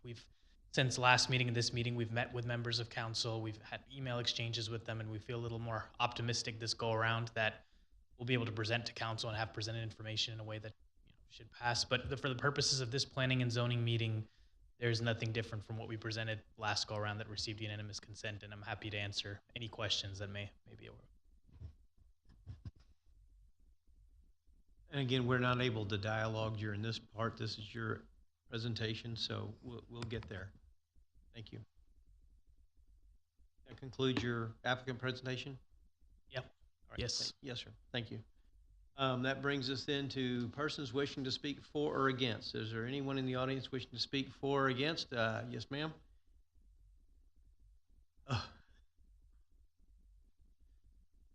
You can do that after you talk. It doesn't have to be right this second. Oh, actually, Would you like it?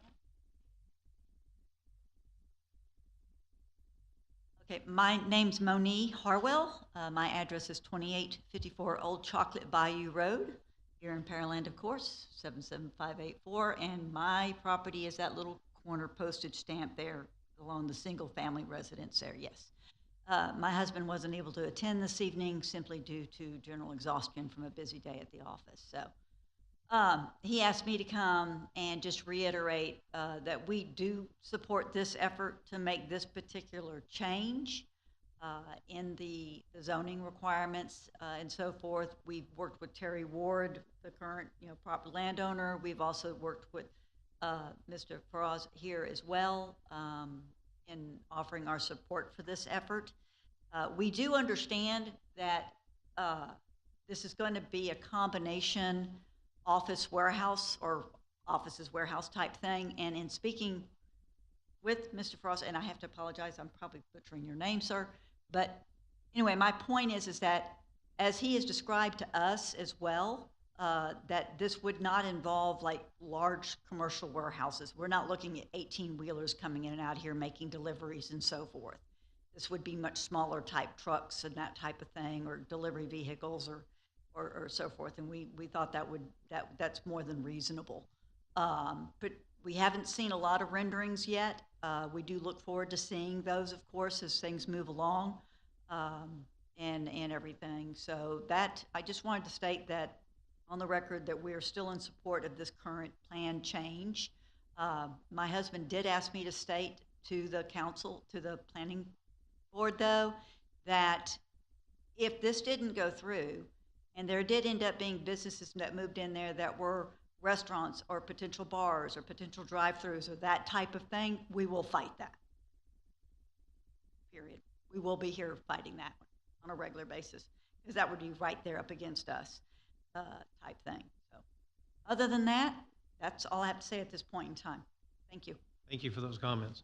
Is there anyone else here wishing to speak for or against? Anyone else? Seeing no motions or actions thereof, that brings us to staff, commission, applicant discussion. Who wants to go first? Shall we start with Jennifer? I certainly do wish that we had a little bit more renderings. I'm not opposed to the office warehouse here, although I think going from general business to general commercial remind me that means that there's more potential uses. So restaurants, once we change this, everything that they don't want to be there is fair game. Potentially, yes. It, again, would have to go through the site review, but there are more uses that are more intense uses permitted by right in the general commercial than there are the general business zoning district. Right, okay. So I think that's my only, is there a use specific that's a little less general, like why office warehouse cannot be in a different category? If it's just office warehouse. General commercial is the first zoning district that office warehouse is a permitted use in.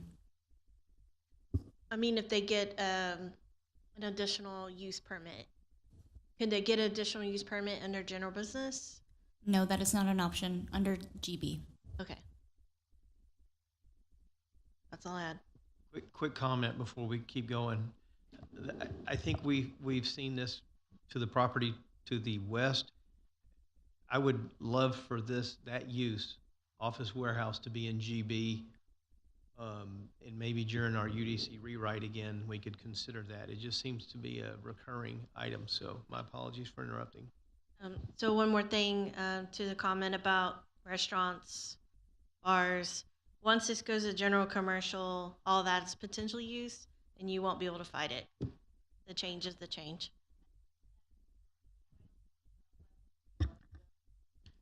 Some of them are. Yes, ma'am, if you're going to speak, if you would please go to the mic and we can get that on the record that way. That helps a lot.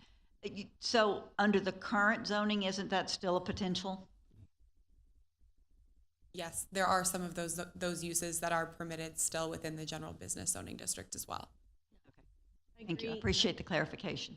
Yeah, I agree with Henry that if we had the office warehouse, even if it was like light professional office use or something like that, it would be fine in the GB. I think opening up the GC is just going to put more on the neighbor of, like, once this is changed to GC, anything on that list is fair game to go next to her property. So, but that's it.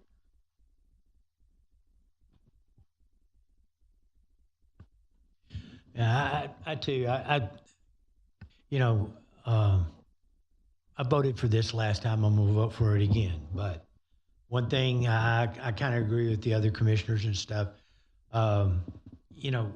They always tell us to we're zoning the dirt, but you really can't zone the dirt. You're sitting there. It's called planning and zoning. It's not called zoning. It's called planning and zoning. So in order to do that, we got to think about all these other uses. And once we change it on that zone change, we're giving up all the rights to sit there and say no on anything else. If of course, a bar, you don't have to worry about a bar. Not right now. Currently, the way Pearland is. And but I understand y'all's concern as far as being a resident. That would be probably a big concern of all the people south of this piece of property as well. And but yeah, that's the only thing. But that's something that we've got to discuss. That's not what we got going on right now.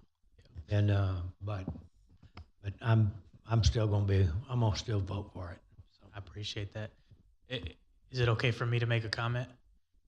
Just to clarify, and I don't mean to put words in your mouth, Moni, but from conversations we've had with her and other neighbors as well, we went through sitting with them and said, here's what's allowed in GB today that's not going to be allowed in GC, and vice versa. Here's what would be allowed in GC and not GB. And when we present to council as well, I plan to have a list of here is exactly what are the uses you are allowing that are not allowed today.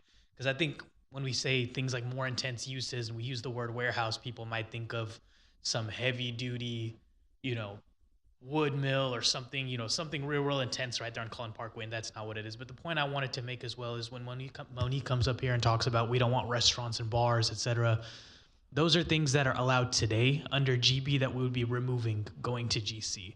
And the way we've talked to some of the neighbors is, hey, some of the things that you may not want there are allowed today, and part of our zone change would take away that possibility in the future. So the same way you're saying, hey, we're going to allow things by right by making the zone change, I think the point we're trying to make is we're also taking away by right some of the things that some of the neighbors don't want to be there that are allowed today.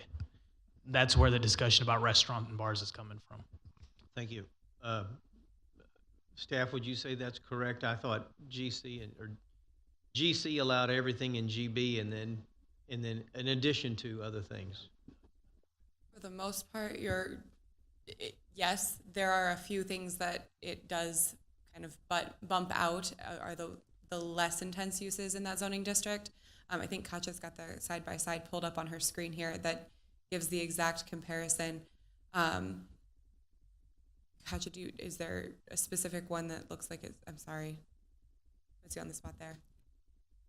Sure. In GB, cannabidiol retail is allowed by conditional use permit, and that is not a permitted use within GC. However, what Katie said is generally correct. And there are certain exceptions within our land use matrix categories. If the use is required by CUP in GB, it is more likely than not allowed by it's a permitted use within GC. As stated, there are certain exceptions, but generally that's kind of the way it goes based on intensity. Now there are some land uses, for example, cigar shop retail only is only allowed by conditional use permit in GC. So not even permitted or by right or conditional use permit in GB. Major auto repair is conditional use permit in GC. Motorcycle dealer is a conditional use permit in GC. So those are the things that potentially we could see in the future if this zoning case moves forward. Thank you for that. Commissioner McDonald, you have anything? All right. For me, I almost wish this were a PD, just so that we could get a site plan, a rendering, et cetera, et cetera. That being said, I feel that way only because there's a neighbor in the little postage stamp, as you said, and then one to the south, I believe, that just put up a new fence after the storm, right there on Cullen. And but other than that, I find that you're kind of surrounded by similar uses that are in GC. I don't know that you're going to get many of the GC items that are retail. You're not going to get it. You're not on a major road, fronting a major road, except for maybe the first few 100 feet of Cullen, but the rest isn't going to be impacted. You're not going to put a grocery store. You got 2 in the area. You're not going to have any single user that wants GC right there. I don't think restaurants would go there. Just lack of visibility, lack of drive or traffic count, et cetera. So I'm not worried about intense retail. And I really, really wish that our rules had this office warehouse concept, not concept, reality, in the GB, that you wouldn't have to be asking for a zone change. And I hope that's a change we make in the near future. I've already stated that, but I'm echoing. I am curious as to why council voted it down. And I wish I knew a little bit more about that, but that doesn't change the way I feel about it. That's my comments. Anybody else? All right. We do have a motion for approval and a second. If there's nothing else, then all those in favor, please signify by raising your right hand. Measure passes again unanimously, 5-0. Good luck in council this time. Thank you. I appreciate it. And ma'am, thank you for showing up again. I think this is the third time we've seen you in the last couple of years here.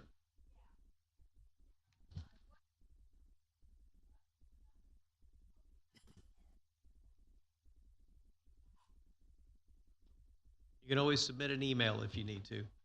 Thank you. Yes, ma'am. That brings us to the last zone change, I believe, under new business, and that's consideration and possible action. Oh, I'm sorry, it is a CUP. Conditional use permit, CUP 24-24. And this is a request by Lone Star Builders, applicant on behalf of J&J Real Estate LLC, owner, for approval of a conditional use permit, a CUP, for an auto wash, self-service, use within the general business GB district and the general commercial GC district on approximately 1.528 acres of land, the general location being 1705 Broadway Street. How about a motion and a second, please? Motion to approve. Commissioner Hendrick, second. Staff report, please. Thank you, Chair. Katie, the floor is yours. This is a request for a conditional use permit for an auto wash self-service within the general business zoning district and the general commercial zoning district to accommodate a 4,773 square foot tunnel type car wash with vacuum stations and an office. It's on a parcel that is approximately 1.52 acres located west of Dixie Farm Road and north of Broadway Street. Right out of the gate, I'm going to point out a section that I've indicated in the staff report. You can switch the slide. First, I'll say that there were no public comments for or against this project, and we did not receive any additional ones after the publishing of the staff report. So first, I will show you the zoning districts. As you saw in the legal language and the request, it is part of the general business and general commercial zoning districts according to the official zoning map. Section 2.3.2.3A2 of our Unified Development Code indicates that boundaries shown as approximately following platted lines shall be construed as following the lot lines. So with this, the site will be reviewed as the general business zoning district. When you take a look at this map and you take a look at the conditional use map that lays on top of it, which was for the storage facility to the east of this site, all of that aligns with approximately the property line there.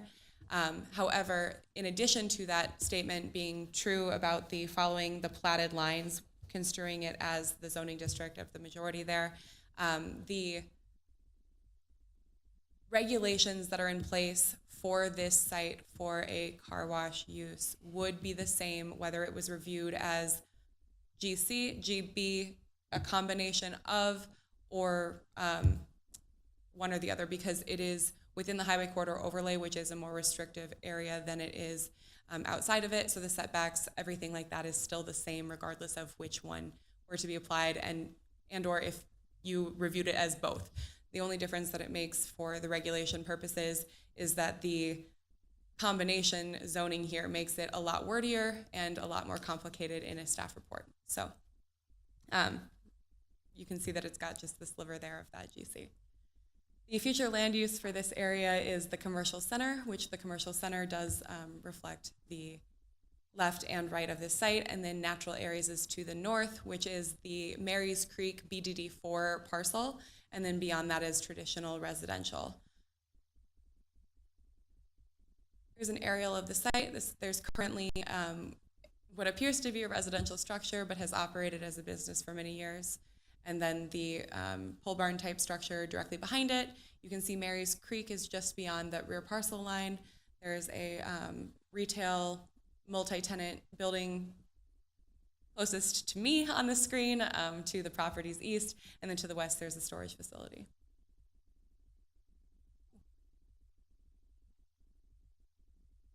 The history of the site, it was annexed into the city in 1960 and developed as a residential property.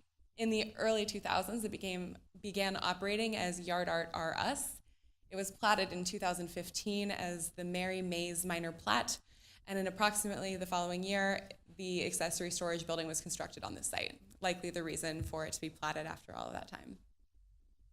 The business operated there until approximately 2024, and the structures are still on the site at this time. They would be demolished to develop the site as proposed with this request. Here is a site plan showing the location of the tunnel as well as the detention and the vacuums there. So you can see the cars lined up as if they're getting ready to check into the facility. There's a detention area is with the striped lines on the right-hand side there, which tucks behind that multi-tenant residential parcel that's touching Broadway. Marys Creek is behind the parcel, and you can see the dumpsters in the top left corner there, with the vacuums as you circle through the site. This has been designed so that the exit of the facility is not facing towards Broadway Street. It makes a turn so that you exit at a 90-degree angle to where you entered in. This is something that the applicant has indicated they have done with other facilities in the past and done so successfully. I'll let them speak more on that when the time comes if you have questions on the use of that, but it does not open towards Broadway. And then this is the landscape plan shown here. So you've got the buffering at the front towards Broadway Street as well as the rear. There are a couple items that we're going to address on this, but you can see the trees and shrubs surrounding the pond, or the detention, I guess it's probably not wet, and the trees along the property line. They've provided the elevations for us. Again, because this is in the highway corridor, there's a transparency requirement. One of the items that I'll address a little bit later, but since we're on this slide so we don't have to go backwards, is the transparency requirement. They reached out to me and said that they were meeting that 25%, which I indicate in the staff report it's 20%. When I put a scale to it, I'm getting 20% as well as the numbers directly below the elevation that I've highlighted on the screen here, above where it says facing Broadway Street. Those numbers come out to approximately 20%, but they've got a calculation that shows that it's 25%. If that's the case, adding the condition will not negatively impact their ability to have the CUP with that standard, since it is a UDC requirement. They would need to add it to meet that requirement, or if they are meeting it, just show me some additional math to where those numbers are coming from so that I can make sure that we're all getting the same number and we're meeting that requirement. And then this little building here, I've circled it in red on the site plan, is the little office building where it will be petite and towards the rear of the site, but you've got the elevations for that as well. Surrounding this site, there are, I can't read that screen. So there are 2 auto washes within 1 mile of the proposed location, 4 within 2 miles, and 8 within 3 miles of the subject property. Of those within 2 miles, 1 of them is outside of the Pearland jurisdiction, and 3 are outside of Pearland jurisdiction of the 3-mile radius. So of those 8. Going through the review criteria, this property is in line with the comprehensive plan's future land use map. It's designated as a commercial center within the future land use plan. The thoroughfare plan, this is a major thoroughfare to be widened with a minimum right-of-way of 120 feet, so it is currently 100 feet. The right-of-way was not dedicated at time of platting, and TxDOT may require some additional dedication in the future in order to meet that. If that is the case, then the construction, if the construction has not happened prior to that dedication, they will need to make sure that they can accommodate that on the site when they do it. It is likely, with it being a 100-foot right-of-way, the dedication would be approximately 10 feet because they'd usually take it from both sides of the right-of-way. And then the Unified Development Code, the proposed development would be required to meet all of the requirements of the general business zoning district when they move forward. And that can be met with the conditions that are indicated in this staff report.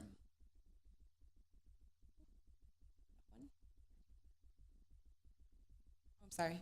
And then the utilities. This is the one in the staff report. I've indicated that it may meet this requirement. It does have city water along Broadway Street. However, wastewater is not readily available to the site and will need to be extended from Dixie Farm to the site, or septic permitted with a TCEQ approval. The driveway is also a TxDOT approval, so it has not been granted at this time, but it will need to be granted through TxDOT. So as long as they get that approval, it would be able to meet the utility requirement and the placement required there.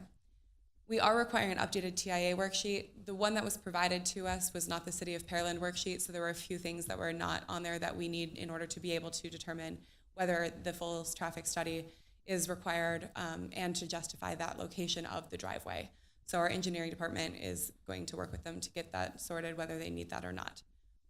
If they do have the driveway in the location that they are proposing it and they need to relocate utilities, as a result of that, they will need to make sure that they have approvals from all corresponding providers. In that right-of-way at that location, not necessarily directly where the driveway is, but that could be impacted by that. There are some power poles, there's a backflow preventer, there's a fire hydrant, and some of those things may need to be adjusted. If they do, they'll just need to get the approval from those authorities and make sure that there's space in that right-of-way in order to accommodate them.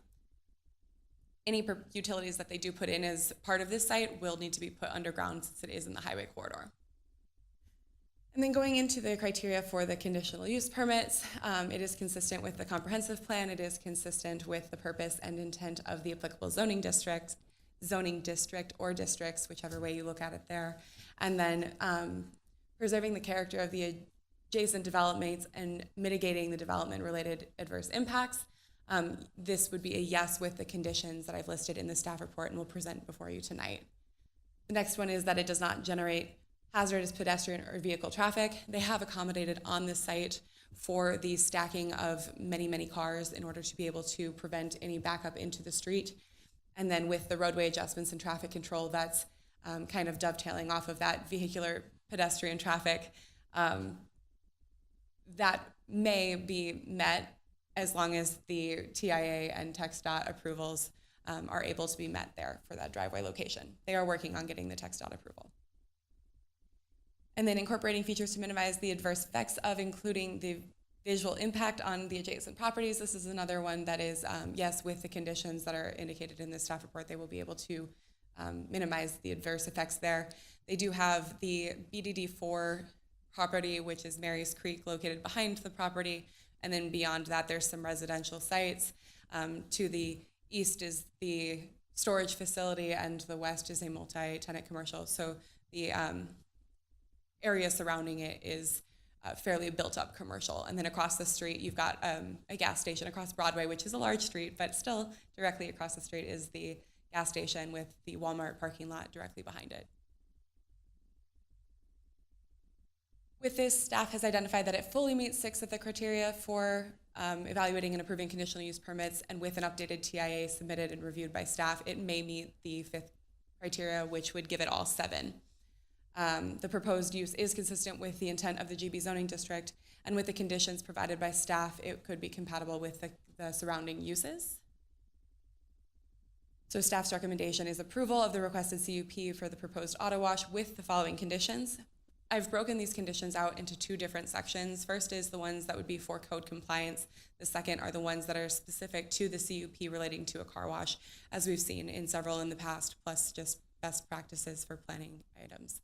So the first for the code compliance is that large shade trees need to be provided with at least a 2-inch caliper measured at 12 inches above the root ball. The size of the caliper of the trees on the landscape plan do not quite meet that and would need to be increased to meet that minimum of 2 inches. The second is that there are some species that are not acceptable species for this area. So the southern, wish Jerry were here to pronounce some of these for me, but the southern catalapa, the Chinese pistache, multi-trunks, they're not acceptable tree species, and the winter gem boxwood, Japanese Otinia, and the Anthony water spirea are not acceptable shrub species, so those need to be revised.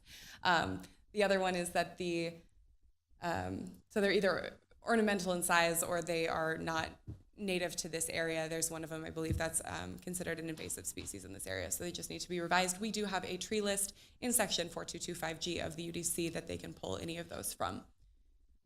So the eastern redbud, they've got listed on there, which it is an acceptable species, just not for their large trees. It would need to be moved to the ornamental trees, which is the next comment. Ornamental trees meeting the requirements must be added to the landscape plan. So there's a number of those that need to be added. They were not identified on the landscape plan. And a minimum of 60% of the required trees need to be evergreen with year-round foliage. So they need to update the plan to include trees that have that evergreen nature. The front of the lot along Broadway has a bunch of utilities in it, and so we need to ensure that there's enough spacing for those trees to have 8 feet between the planned or existing overhead and underground public utility lines to make sure we don't have any conflict with those. And then a continuous row of shrubs at a minimum height of 3 feet at time of planting needs to be provided adjacent to the screening walls of the refuse containers on the sides that are not the gate. So that is both sides and the rear. Bicycle parking needs to be provided on the site with 5% of the required number of spaces, and then the 25% transparency along the front elevation needs to be met. As I indicated before, they may be meeting this requirement, and I just don't have quite enough information in order to determine that, but adding the condition to it here would not impact them negatively, as they will be required to meet that with UDC requirement. The conditions that are specific to CUP for a car wash, generally speaking, are that a continuous row of shrubs should be installed at the rear of the property in order to block the headlights from the stacking area to the residential area beyond Mary's Creek. Well, I know this time of year it's getting lighter out and lighter out. During the winter time, it does get dark at about 2 o'clock by my clock, but I think really 4 o'clock by most people's, and those headlights will be on as people are still trying to use the business. So we'll need to make sure that going across that Mary's Creek, it's not going to shine right into people's backyards. They've proposed gravel as ground cover for a majority of the site. Gravel is not an acceptable ground cover. In the city of Pearland, we prefer to see a vegetative material, so that's the next one. The east and west property line shall be screened with a minimum of 36 continuous hedgerow of evergreen shrubs to screen the view of the car wash from the adjacent properties. This is one that we've seen on many car washes that have been proposed here within the city of Pearland, regardless of the commercial uses to the sides of them. The proposed auto wash needs to use a centralized vacuum system in order to reduce the noise, and then priority needs to be given to the protection of that Bradford pear tree that is along the front west corner of the lot. It's closest to the storage facility. With the way that the driveway is currently proposed, it does not appear to be causing any impact to that tree. We just need to make sure that the appropriate measures are taken in order to protect that tree, which is a City of Pearland maintained tree. And that's all of the items that I have for you tonight. So in staff report. Thank you very much. That brings us to the applicant presentation. Is the applicant here, and does the applicant wish to make a presentation? If you'd be so kind to state your name and address for the record.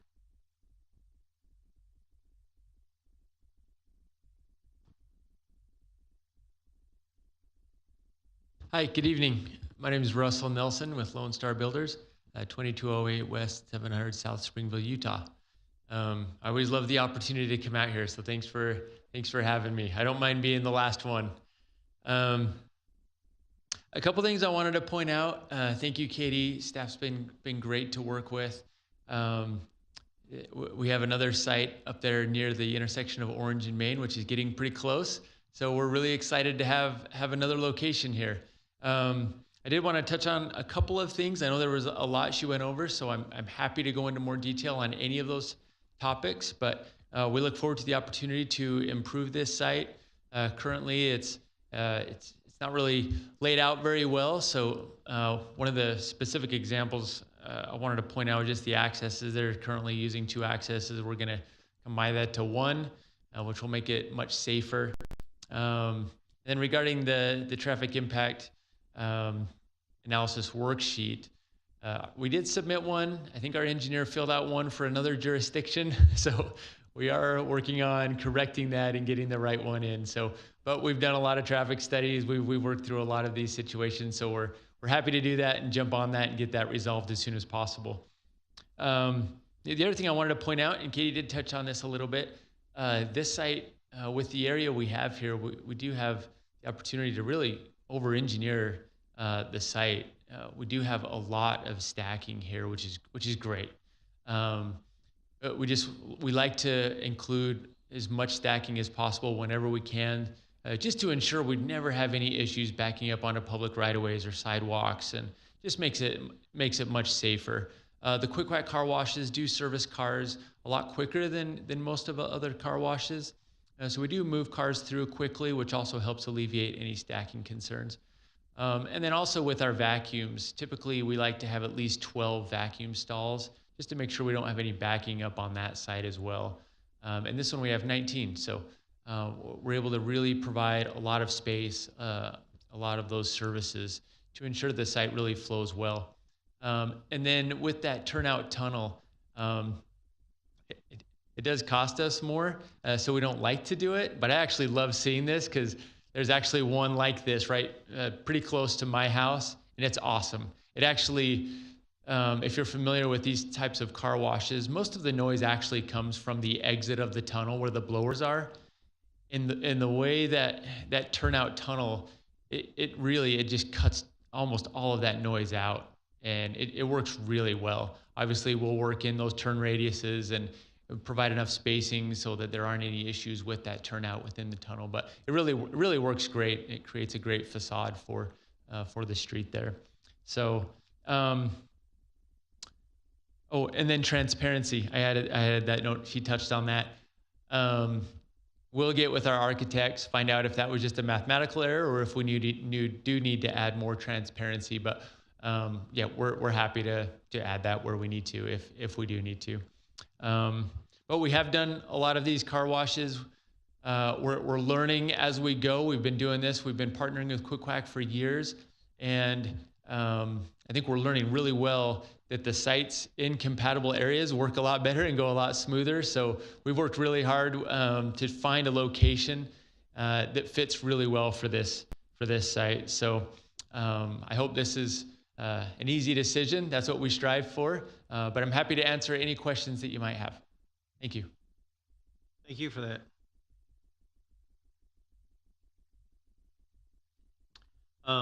That brings us to persons wishing to speak for or against, which I think is comical looking out there.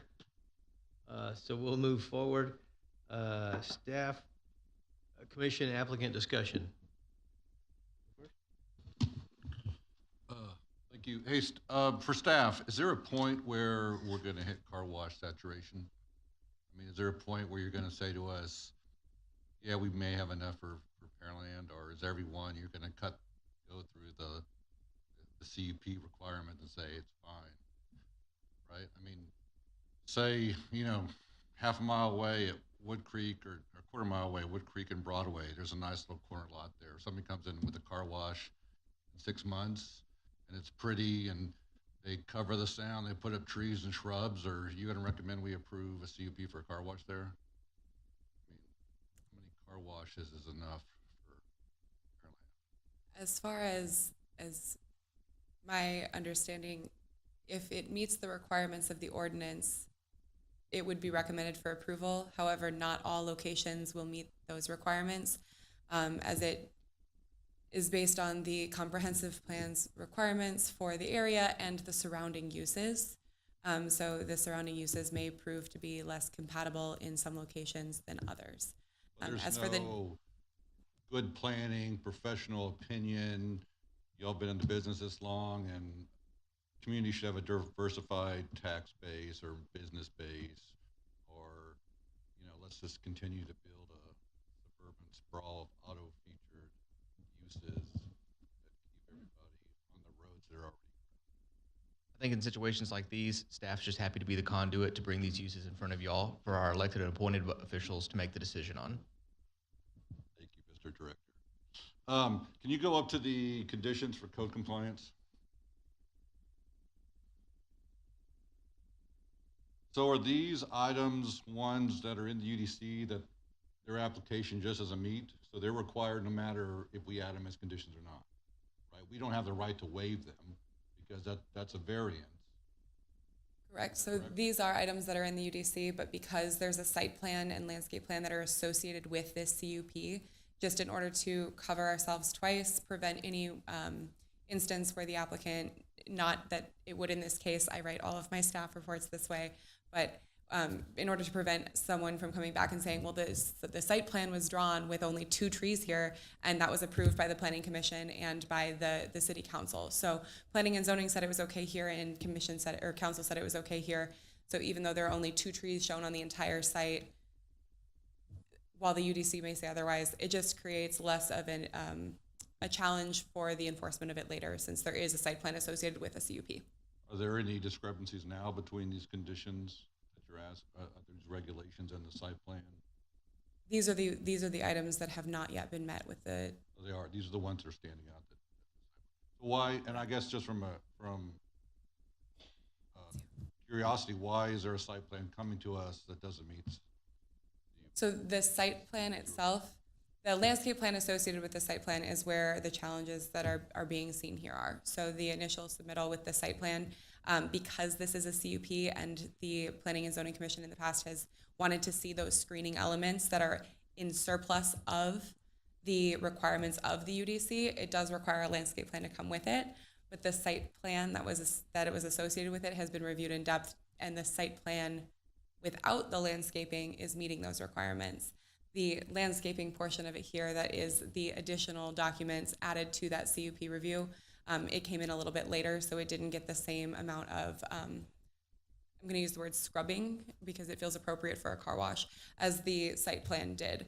So the additional landscaping, since the CUP requirements, the CUP conditions are typically heavy landscape based, there's a landscape plan that comes in with the site plan. So for a CUP for something that is not as important for the screening purpose, it may not require a landscape plan to come in with it, but because a car wash does typically have all of those landscape requirements that help buffer some of that use, we'll see it.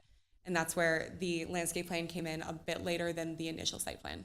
I'm talking in circles, I apologize. That's fine, thank you. And I would just ask, especially as you're getting into the UDC discussions, for CUPs, for like car washes or whatever item, that we continue to see the same conditions, that they just be listed in the UDC as requirements, so that any business owner or developer who comes in, sees those up front and knows. I mean, if we're always looking for a 3-foot, you know, these extra landscaping, that sound, interior sound, whatever, it would just be clear on the development side of those rules we're putting in. So thank you, appreciate it. Commissioner McDonald, if I may, I think one of the challenges is when this is presented to city council, there are times that they attach the site plan as a condition, say you have to build according to this, and there are times that they don't. And it is always within council's discretion. Here you have a developer who's come in doing a lot of work on the front end that you don't always have for the CUP process. Normally it's more of the idea than it is all of these things. So staff can see these things as, hey, we have issues, and they need to come back to it. So we need to bring it to their attention now to prevent the confusion that Ms. Peterson talked about. But at the same time, if council wanted to say, we approve it and attach the site plan to the CUP, it has to conform to this. Well, we have an obligation to point out the concerns that doing that would. So we'll completely understand where your concerns are. They have to comply with the UDC regardless. You don't have that discretion. It's not a variance to override those things. But city council does on some of those things. And if they attach the site plan to it, and it has one of those discrepancies, they may not have realized that the site plan wasn't in conformance with the UDC at the time, unless staff did their job to point out that discrepancy. So I completely understand where you're coming from, though.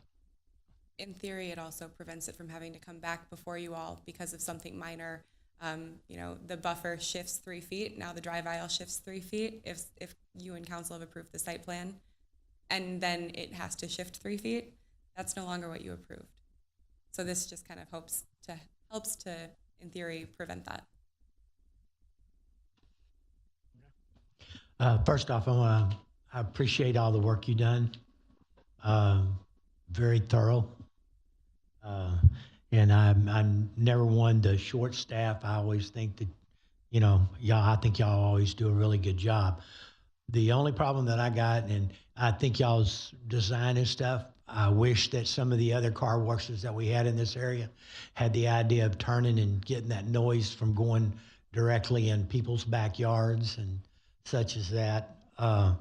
But a saturation point, that's something that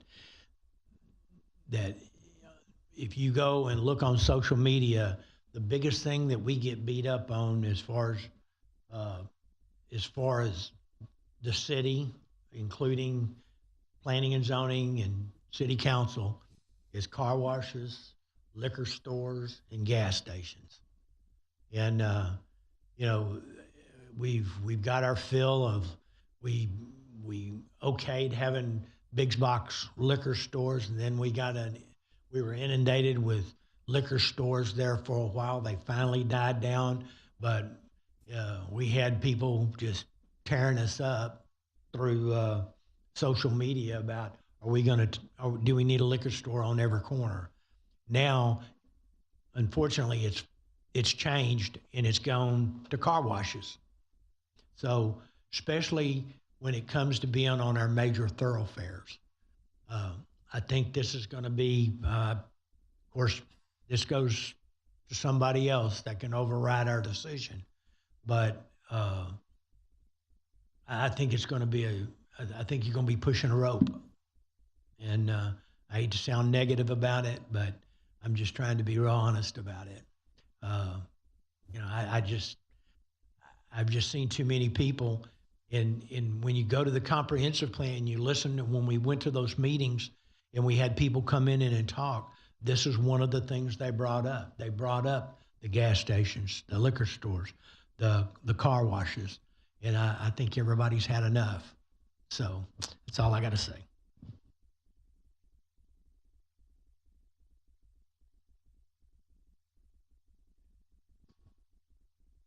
Yes, sir. Yeah, I get it. There's a lot of car washes. we hear that a lot. This is a huge investment for us. You know, we don't take this lightly. We're not in the business of burning cash and creating failing businesses.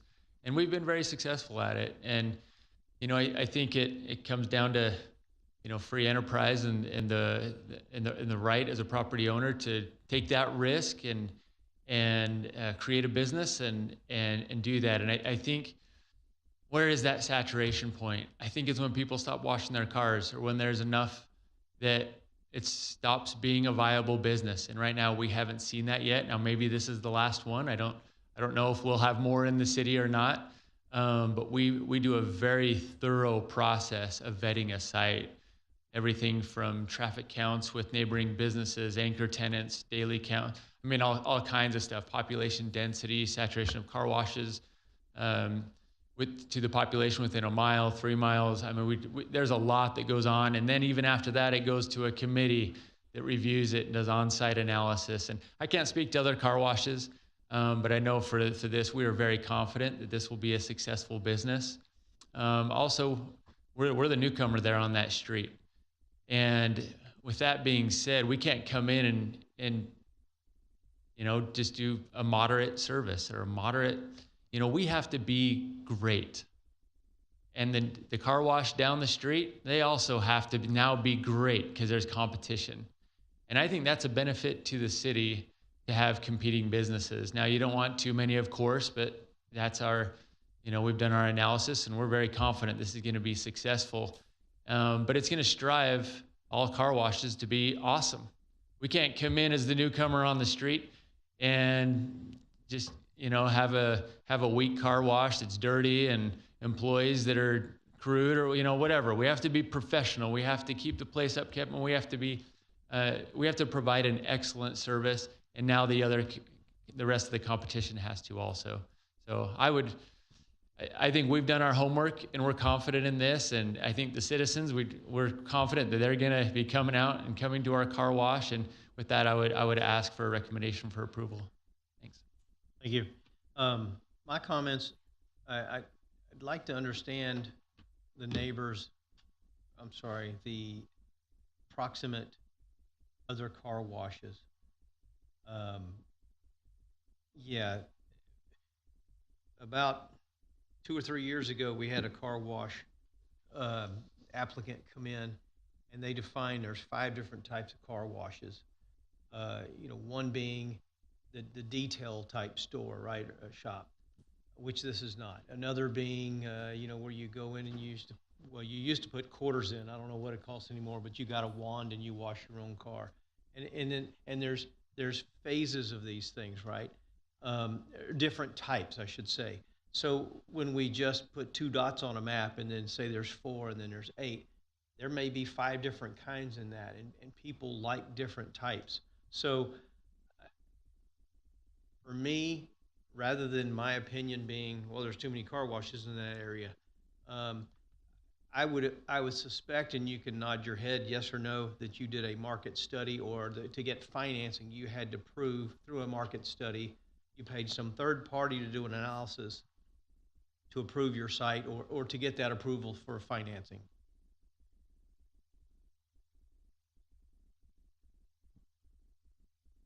That's a good question. I'm not sure what we had to do for financing, but I know a lot of times they do look at that. Sometimes they even look at the actual site plan itself. So there is a lot that goes into the financing, that's for sure. And you're right with the different types of car washes. There's a handful of those that we don't even consider.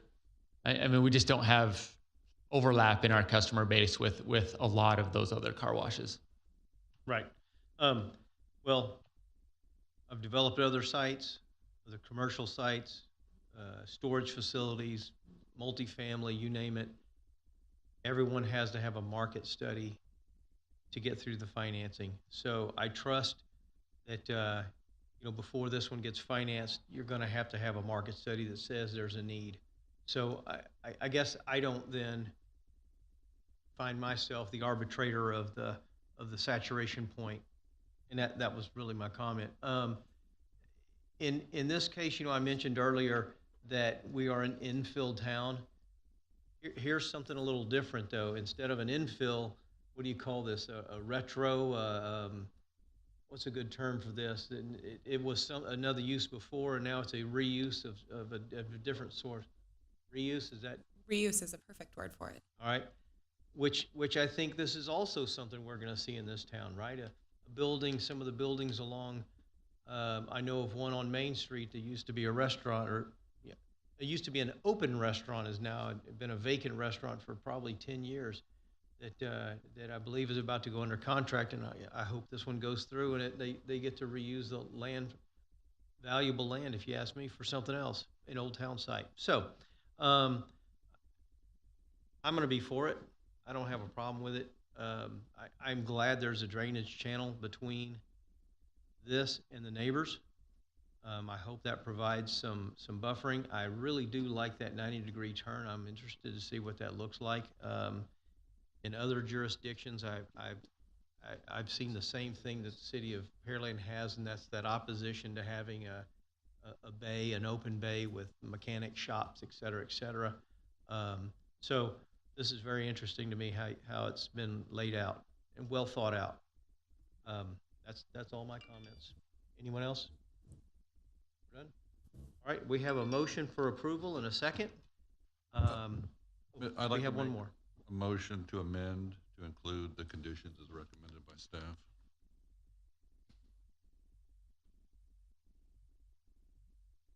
I'll second. All right, so we have a motion to amend, and so we should vote on that first. So this vote is for the motion to amend to include staff's comments. All those in favor, please signify by raising your right hand. I should have said staff conditions.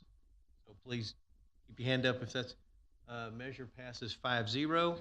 So then now we can vote on the amended motion for approval of the CUP. All those in favor, please signify by raising your right hand. I count 1, 2, 3. All those opposed, same sign. Measure passes 3-2. And as in our history, those that voted in opposition can state the reasons why if they care to, or if you want to just say it's on the record already, that's fine too. Yeah, I think my concerns are. I thought so, but if you're talkative like me, you say it again. So that brings us, that's the end of new business. We go to discussion items. City Council update report. Thank you, sir.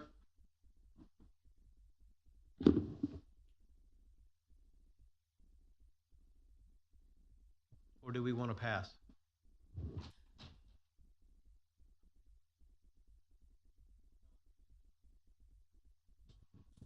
Is there an issue? Did I screw something up?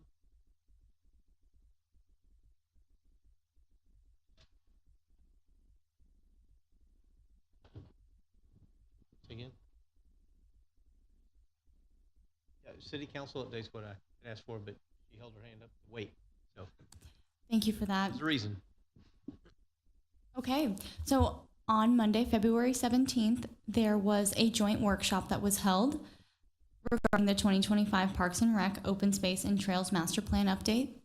There was also City Council where there was no planning related items.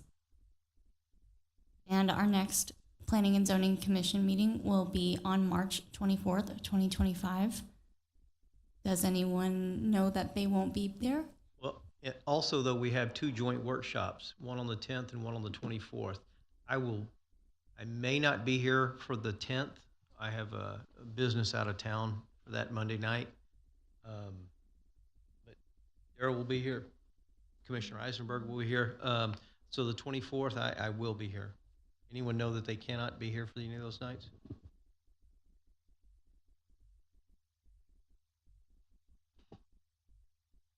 Not at this time. Look over it for me. All right, that's it. A long night for us as of late. So it's 8:58. Meeting adjourned. Thank you.